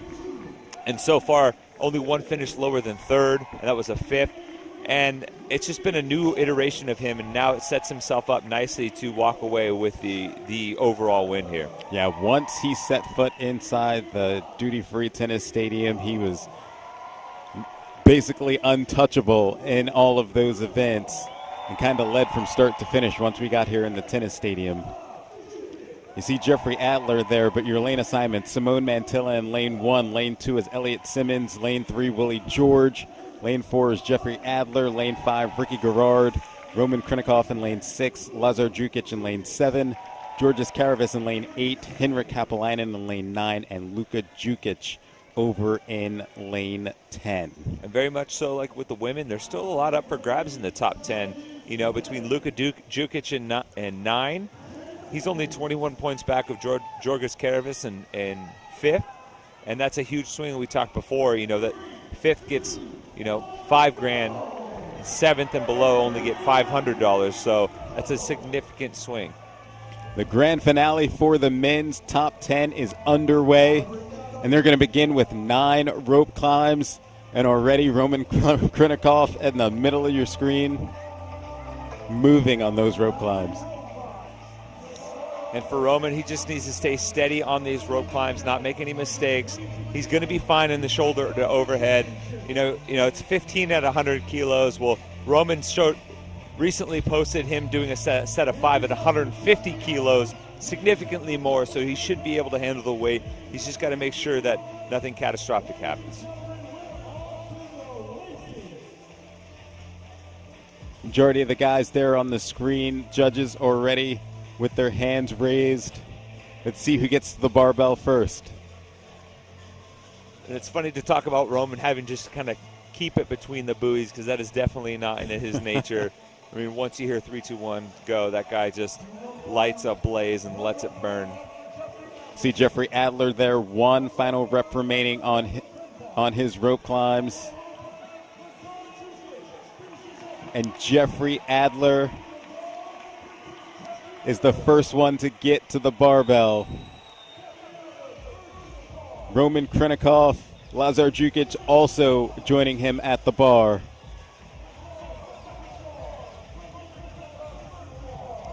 They've got 15 push jerks to work through here. I like seeing the aggression from Jeffrey Adler, trying to get out in front.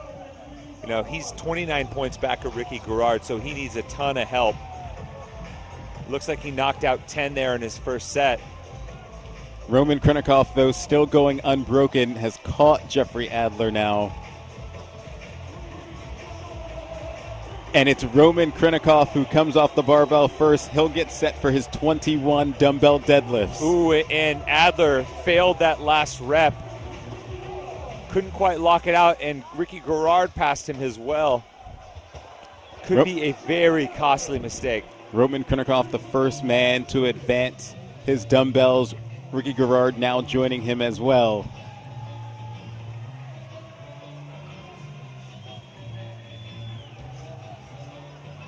Jeff Adler steps up in third place. Luka Jukic right behind him in fourth place. But Roman Krinikov is now done with his deadlifts and getting set for the lunges. Luka Jukic joining him. The bottom of your screen, that's Luka Jukic there. Krinikov, though, the first man to begin the lunges to the finish line. Oh, man, and as has been the case the last 2 days here, once we got inside the tennis stadium, Roman Krinikov just continues to pull away from the field.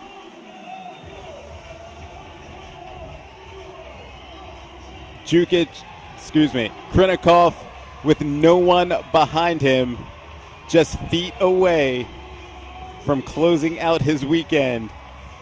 We talked about it, start to finish once we got into the tennis stadium, and he's dominant here in this heat. He is your 2021 Dubai CrossFit champion. Ricky Garrard making his way down, trying to finish in second place. He's going to get across the line. And that's going to secure a podium spot for him. Ricky finishes second. We had a battle for third. Luka Jukic and Jeff Adler. Jukic is going to get across the line first. Adler's going to finish in fourth.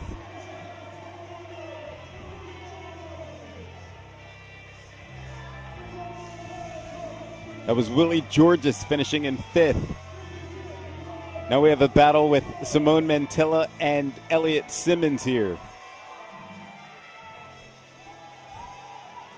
Elliot Simmons in lane 2, about a foot in front of Simone Mantilla.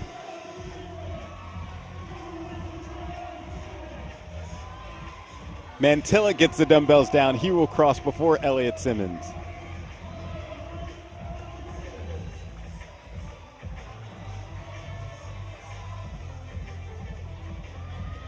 We've got Georges Karavis here working on finishing up his dumbbell lunges. We just now passed the top time from the previous heat, so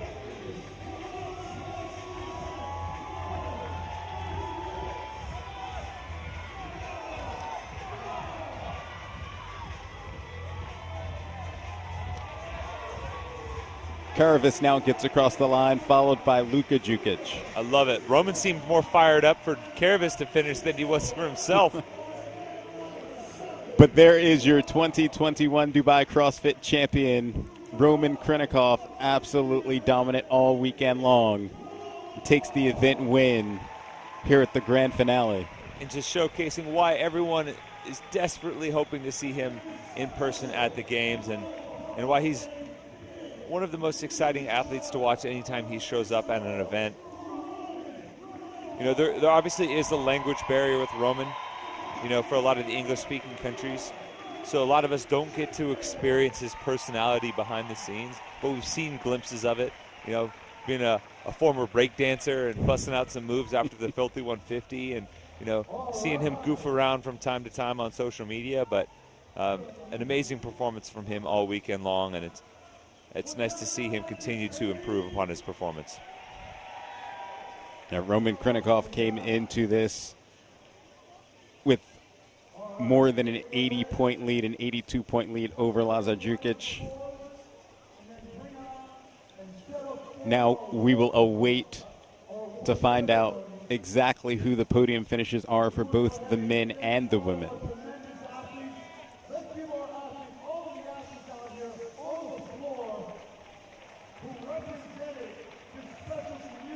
Tommy, as we start to wrap this up, you know, when you look at the weekend, let's start with the men. Just what are some of the top performances you saw? Well, I mean, there's a ton to be excited about. I mean, you look at Willie Georges coming back from injury, basically shoulder reconstruction surgery, and, you know, coming into this event was in sixth. A nice, strong performance from him. He was a former top 10 athlete at the Games back in 2018. And he has finished on the podium here in Dubai in the past, so for him to come back and perform strong was great. You know, Georges Karavis making a push from outside of the top 10 to close to the top 5 in the last couple of events. You know, Lazar Jukic continuing to rise his stock is continually going up. He finished top 10 at the games this year, now looking like he's going to take home a podium spot as well. His brother, Luka, finishing in the top 10, so pair of Serbian brothers you got to keep your eyes on moving forward. And it's always nice to see some athletes that show up at the games in a big way be able to back their performances up. Henrik Hypalainen was in 7th coming into this last event as well. And then, we'd be very remiss without talking about Ricky Garrard. You can't ignore it. He was the first ever individual podium athlete to test positive for a banned substance. He did his time. He spent 4 years on the shelf. He came back. He's, told the crowd earlier here today on the mic he's going to try and do it the right way this time. He's hired the right coach in Justin Kotler, who I think is the right guy to get him on the straight and narrow. And you could see a difference in his demeanor here, all weekend long. And the result is going to be a podium finish here in Dubai. Yeah, solid performances all around, especially your top 3 that were going into this final event on the men's side of things. Lazar Drukic, Roman Krinikov, and Ricky Garrard. You just touched up on him as we take a look at some of the women waiting for their podium announcement as well. On the women's side, what were some of the things that impressed you, and what did you like from this weekend? Man, obviously there was the emotional moment there with Kristen Holta, and, hopefully getting to see her back on the podium to close this out would just be a great tip of the cap. I was encouraged by Sarah Sigmundsdottir coming back from injury as well. A strong performance from her. Emily Rolfe, she doesn't get enough credit as an athlete. She is an athlete who's won events at the games and starting to break into the top 10 range overall in this elite field of women is a great performance from her. I mean, there's a ton to talk about. Emma Lawson in ninth, coming into this event, potentially sticking around in the top 10 when all of this is said and done. And she is, crazy to say, but 23 years younger than Sam Briggs ahead of her, and literally half the age of Kristen Holta in second. So she's got the whole world in front of her as an athlete, and to see her start to come into her own as an individual at this stage is awesome as well. I mean, we could go on all day. Jacqueline Dahlstrom continuing. She was one of those athletes that broke through into the top 20 at the games this year and had a strong performance. Andrea Nisler showing up as an athlete that's been primarily team focused and having a strong weekend. Yeah, Sam Briggs. You can't kill her. Figuratively speaking, man, she just keeps coming back and fighting, and that's what has made her such a popular athlete and a CrossFit Games champion in the past. I think a lot of Laura Horvath, there might be some haters online basically saying, oh, what about the handstand push-ups, this? Well, you know what? There were some deficit parallel handstand push-ups. She still won. So love to see the continued improvement in performance from her as well. Yeah, solid performance from Laura Horvath all weekend long. We are still waiting the announcement of the podiums for both the men and the women. So let's take a quick break, and when we'll come back, we'll have that announcement next on the 2021 Dubai CrossFit Championship.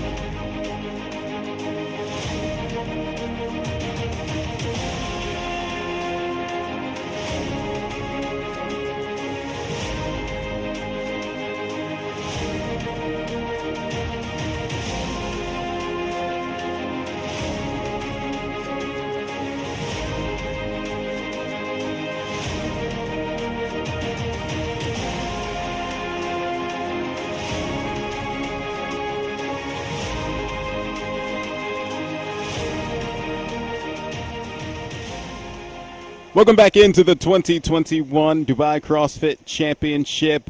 We're going to send it down to the floor as we get set for the award ceremony for both the men and the women. Who lands on the podium? Let's send it down to the floor and await that announcement.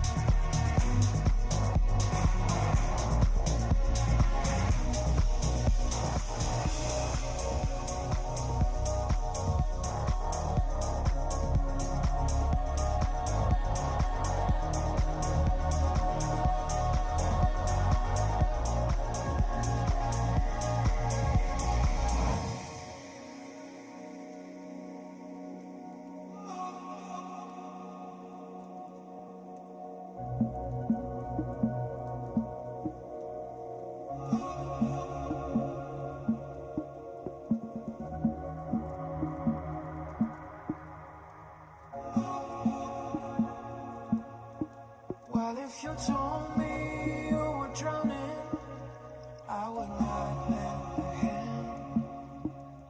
I've seen your face before, my friend, but I don't know if you know who I am. Well, I was there and I saw what you did. I saw it with my own two eyes. So you can wipe off that grin. I know where you've been.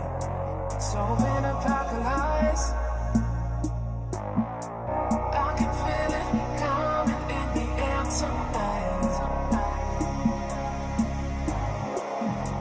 I've been waiting for this moment all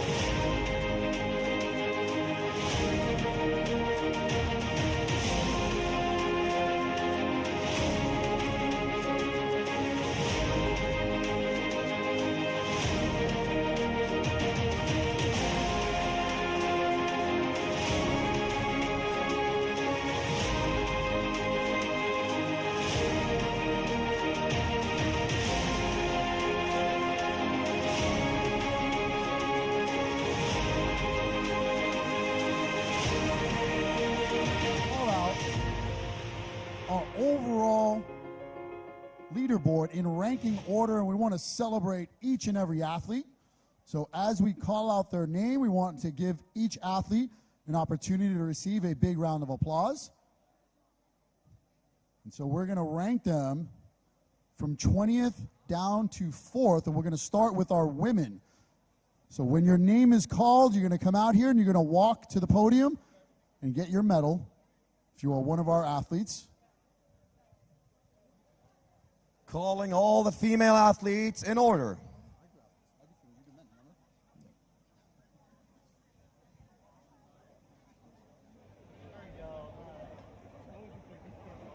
In 18th, Christina Agerbach. Come on up. Representing the Butcher's Lab.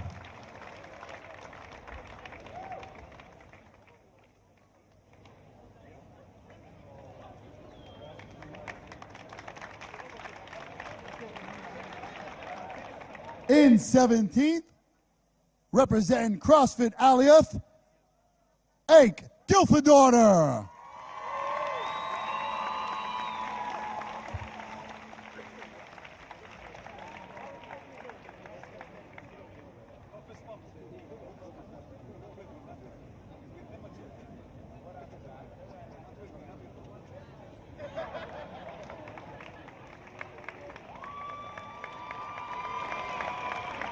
In 16th, representing CrossFit Yaz, Evie Hollis.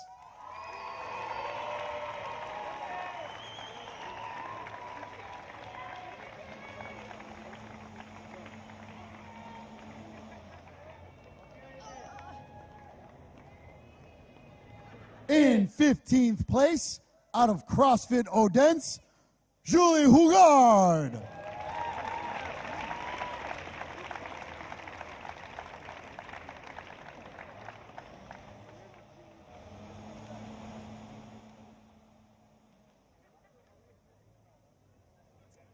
In 14th place, out of the Butcher's Lab, Martine Solheim.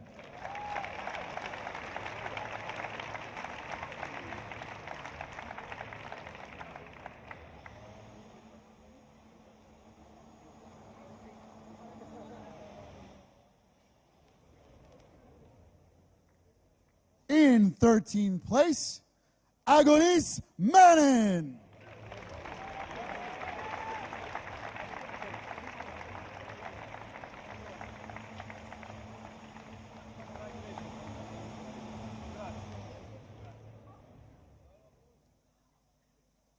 In 12th place, also out of the Butcher's Lab, Rebecca Wietzen.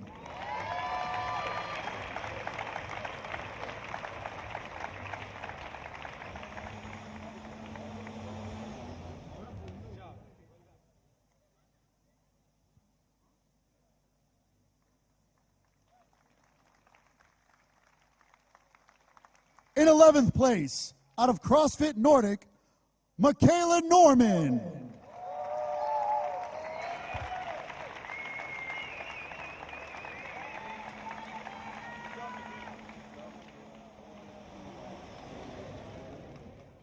And on to our top 10. Out of CrossFit Zug, in 10th place, Tori Helgadaughter.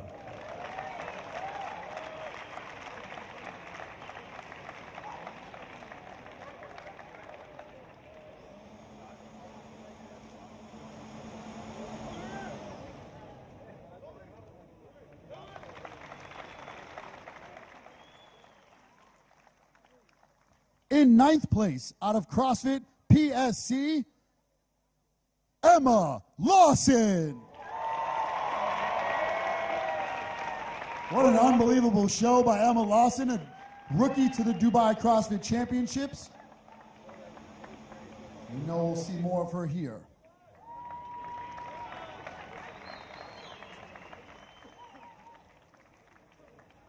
In 8th place, representing CrossFit C-Level, Emily Rolfe.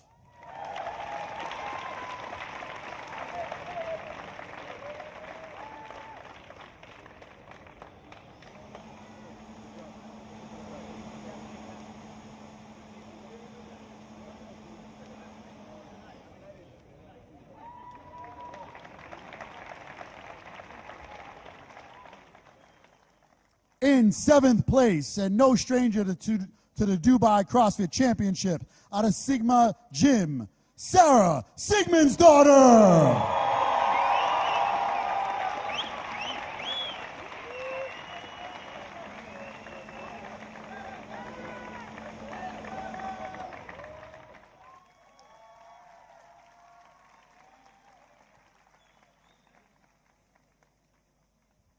In 6th place, from Timberwolf Fitness, Andrea Niesler.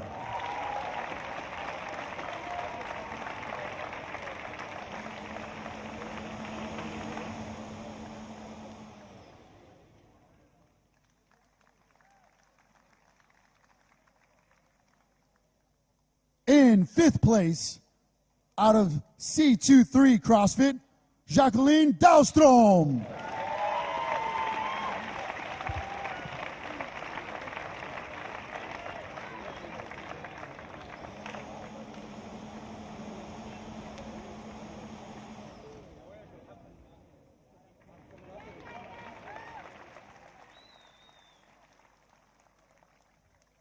And in 4th place, and always putting on a show here in Dubai, Samantha Briggs.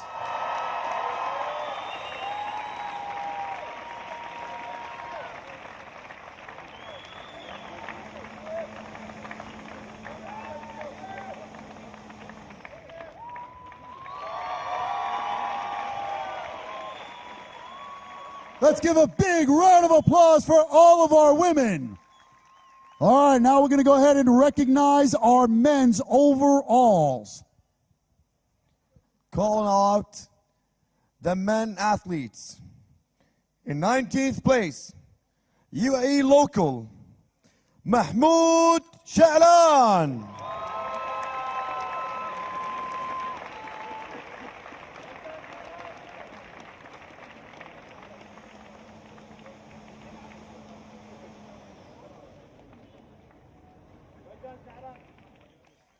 In 18th place, from Al Quds CrossFit, Muhammad Al Umda.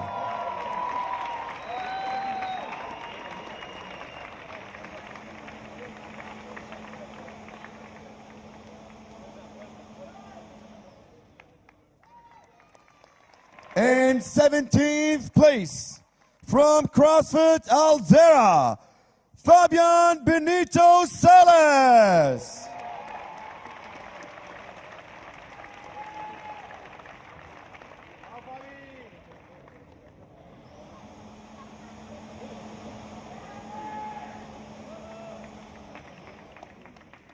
In 16th place, Bronislav Alenkovic.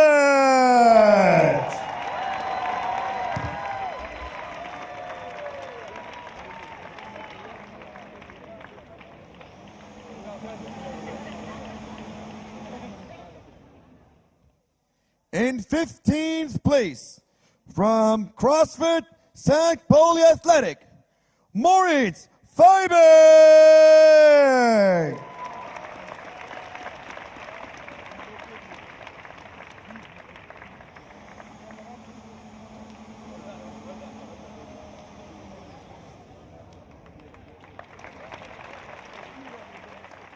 In 14th place, from CrossFit C2F, Sam Stewart.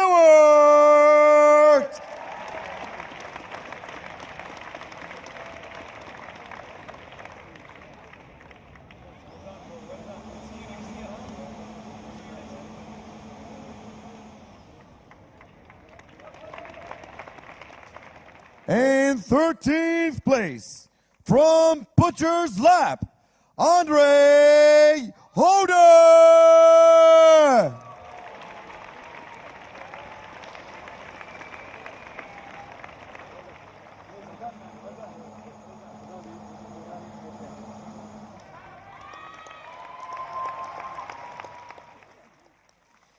In 12th place, from Underdogs Athletics, Tola Moroquinho.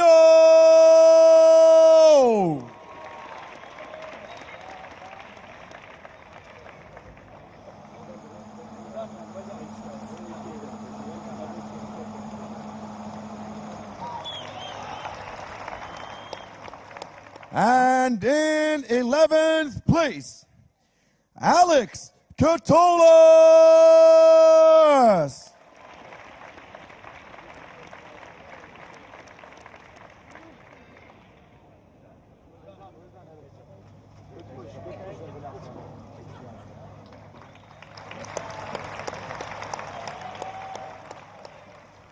Going to our top 10 athletes. In 10th place, from CrossFit Marriott, Simon Mentela.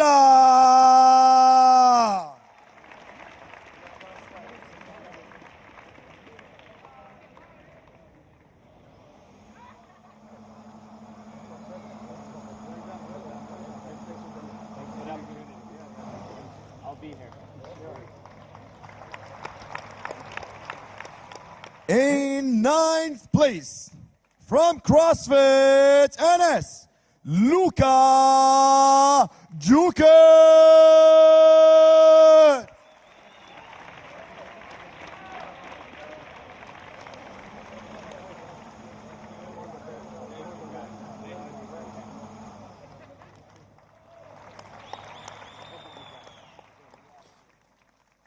In 8th place, from Dragon Athletic, Elliot Simmons.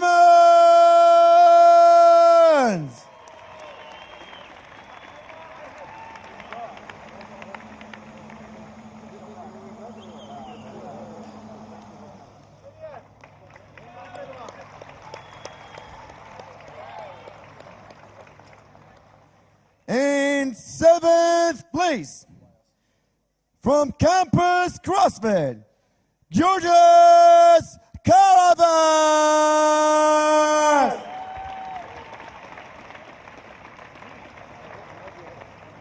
Sam Briggs.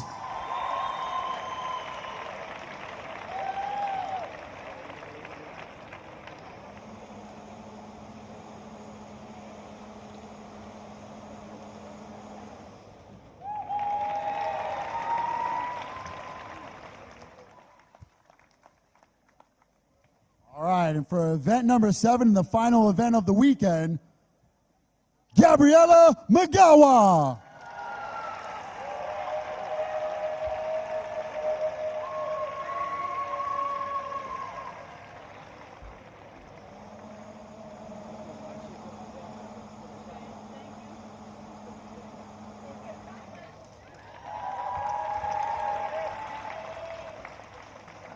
Going now to our men's athletes, who are the event winners. Beginning with event 1A, Ricky Gerard.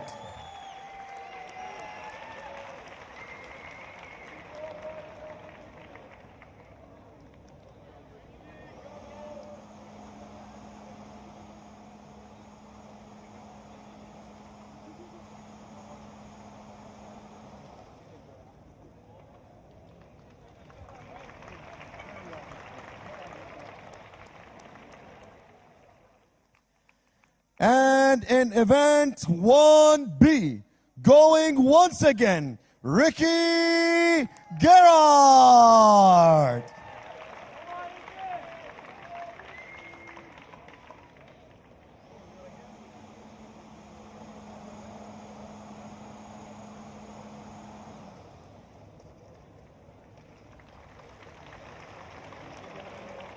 And in event 2, there is a tie in this one, so we will be calling the two athletes, Bronislav Olenkovic and Tola Maraquinho.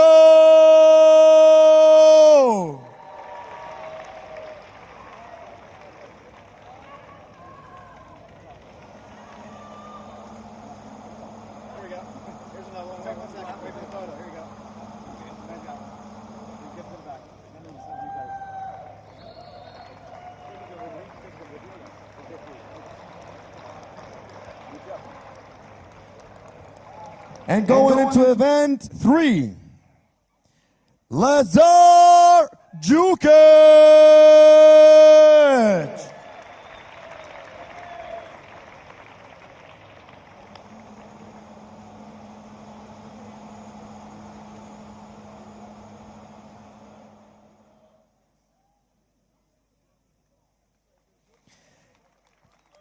And in event number 4, Roman Karenikov.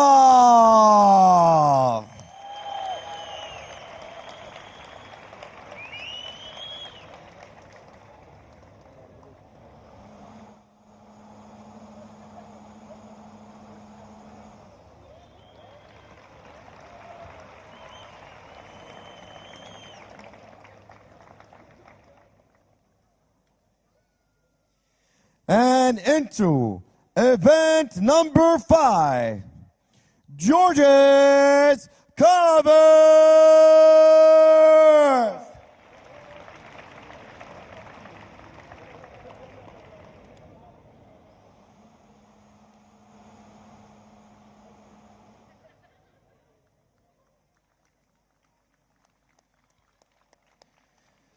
And the winner of event 6A, Henrik Hapalainen.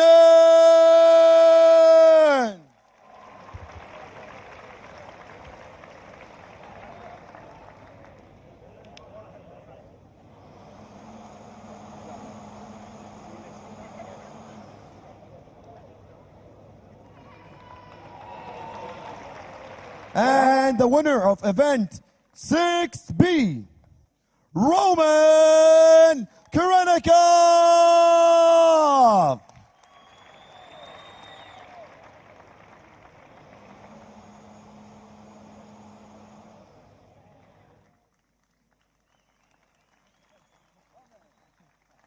Finishing with our last event winner, once again, Roman Karenikov.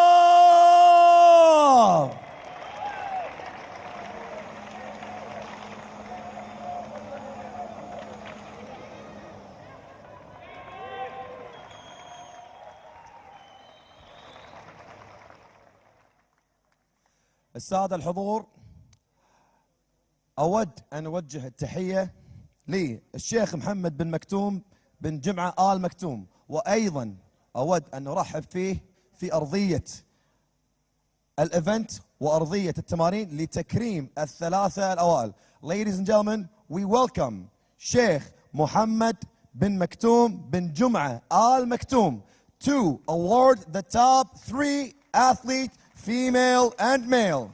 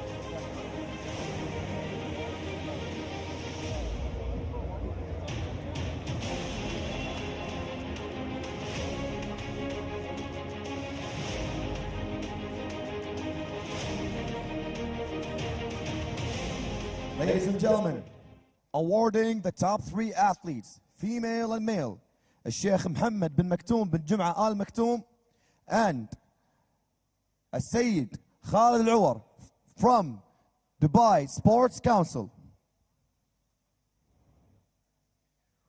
We begin first with our top 3 women. Taking 3rd place in Dubai CrossFit Championship 2021, Gabriela Magala.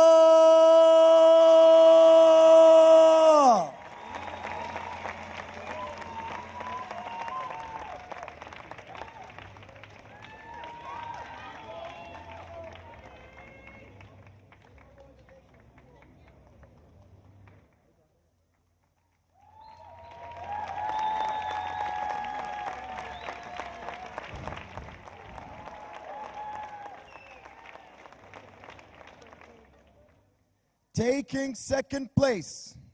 This was her last individual event, and she made a great show, and she entertained the fans. Let's give it up for our 2nd place, Kristen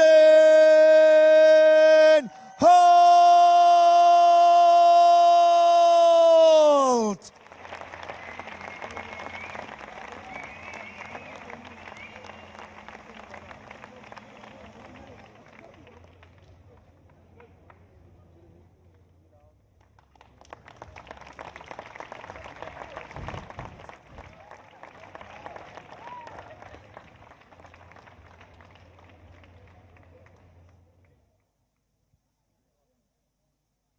And taking 1st place, your Dubai CrossFit Championship champion from CrossFit Krypton, Laura Horvath.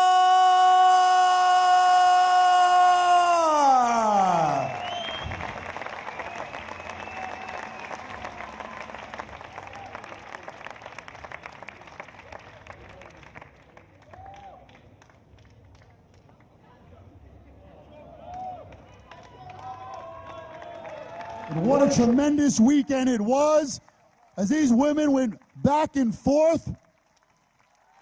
Well, let's give them all a big round of applause.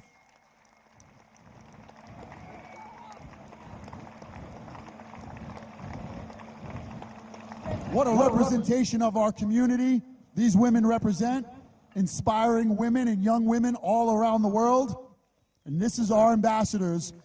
These are the women we get a chance to look up to in our community.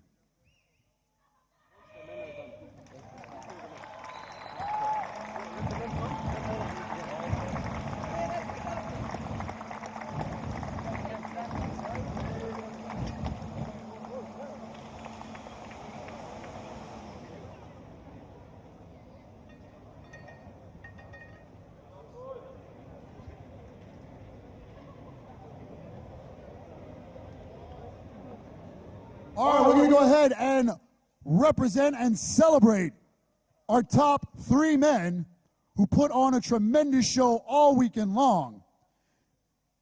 In 3rd place and making an incredible comeback, Ricky GOWOD.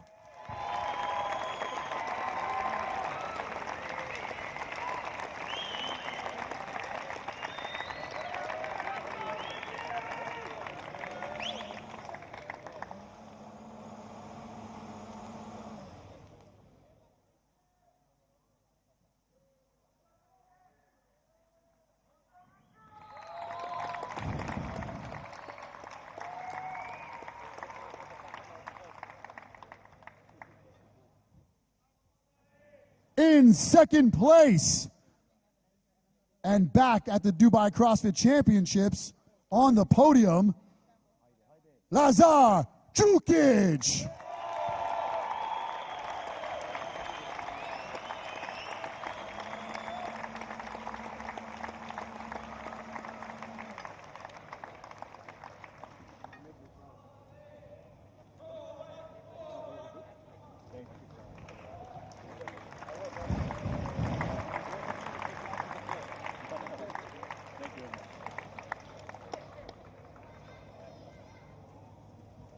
And in first place, and this year's men's champion for the 2021 Dubai CrossFit Championships, Roman Krenikov.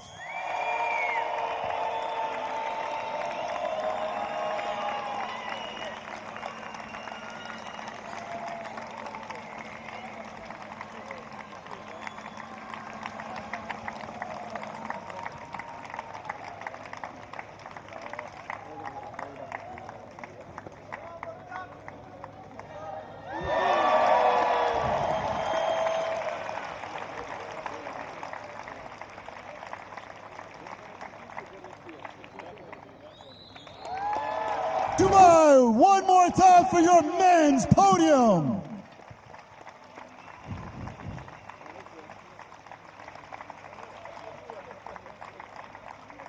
What a fun weekend these men put on, and all of the men and all of the women here. And it has been an incredible weekend.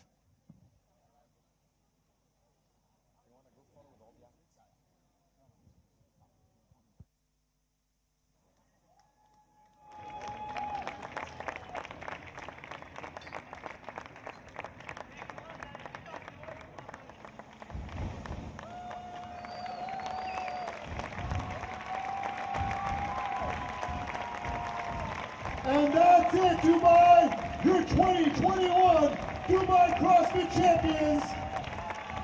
Thank you so much. You have been a beautiful crowd, tremendous community. We love you very much. Get home safe, and we will see you next year. So there you have it, the podium for the men and the women for the women. Gabby Magawa in third, Kristen Holta second, Laura Horvath is your 2021 Dubai CrossFit champion on the women's side. For the men, Ricky Garrard in third, Lazar Jukic in second, and Roman Krenikov, your 2021 Dubai championship for the men. Tommy, as we wrap things up, just final thoughts on the weekend. Man, it felt like it just flew by. You know, we started at the Dubai, at the Dubai ski resort, Ski Dubai in the Mall of the Emirates. And then, 2 days of competition after that here in the Dubai Duty Free Tennis Stadium. Tremendous time here at Dubai. This is my third time being here at this competition, and every year I always look forward to it. So it's great to see the athletes, great to see the community back in full force, and awesome performances by all of the athletes. Yeah, an amazing weekend. My first time here in Dubai. Enjoyed the competition, enjoyed the city. But that's going to do it here in Dubai. Again, Derek Forrest, Tommy Marquez, would like to thank the entire crew. Would also like to thank everyone watching at home all weekend long around the world. Again, for the entire crew, for Tommy Marquez, I am Derek Forrest. And we're going to wrap it up here for the 2021 Dubai CrossFit Championships. Again, everyone, thanks for watching.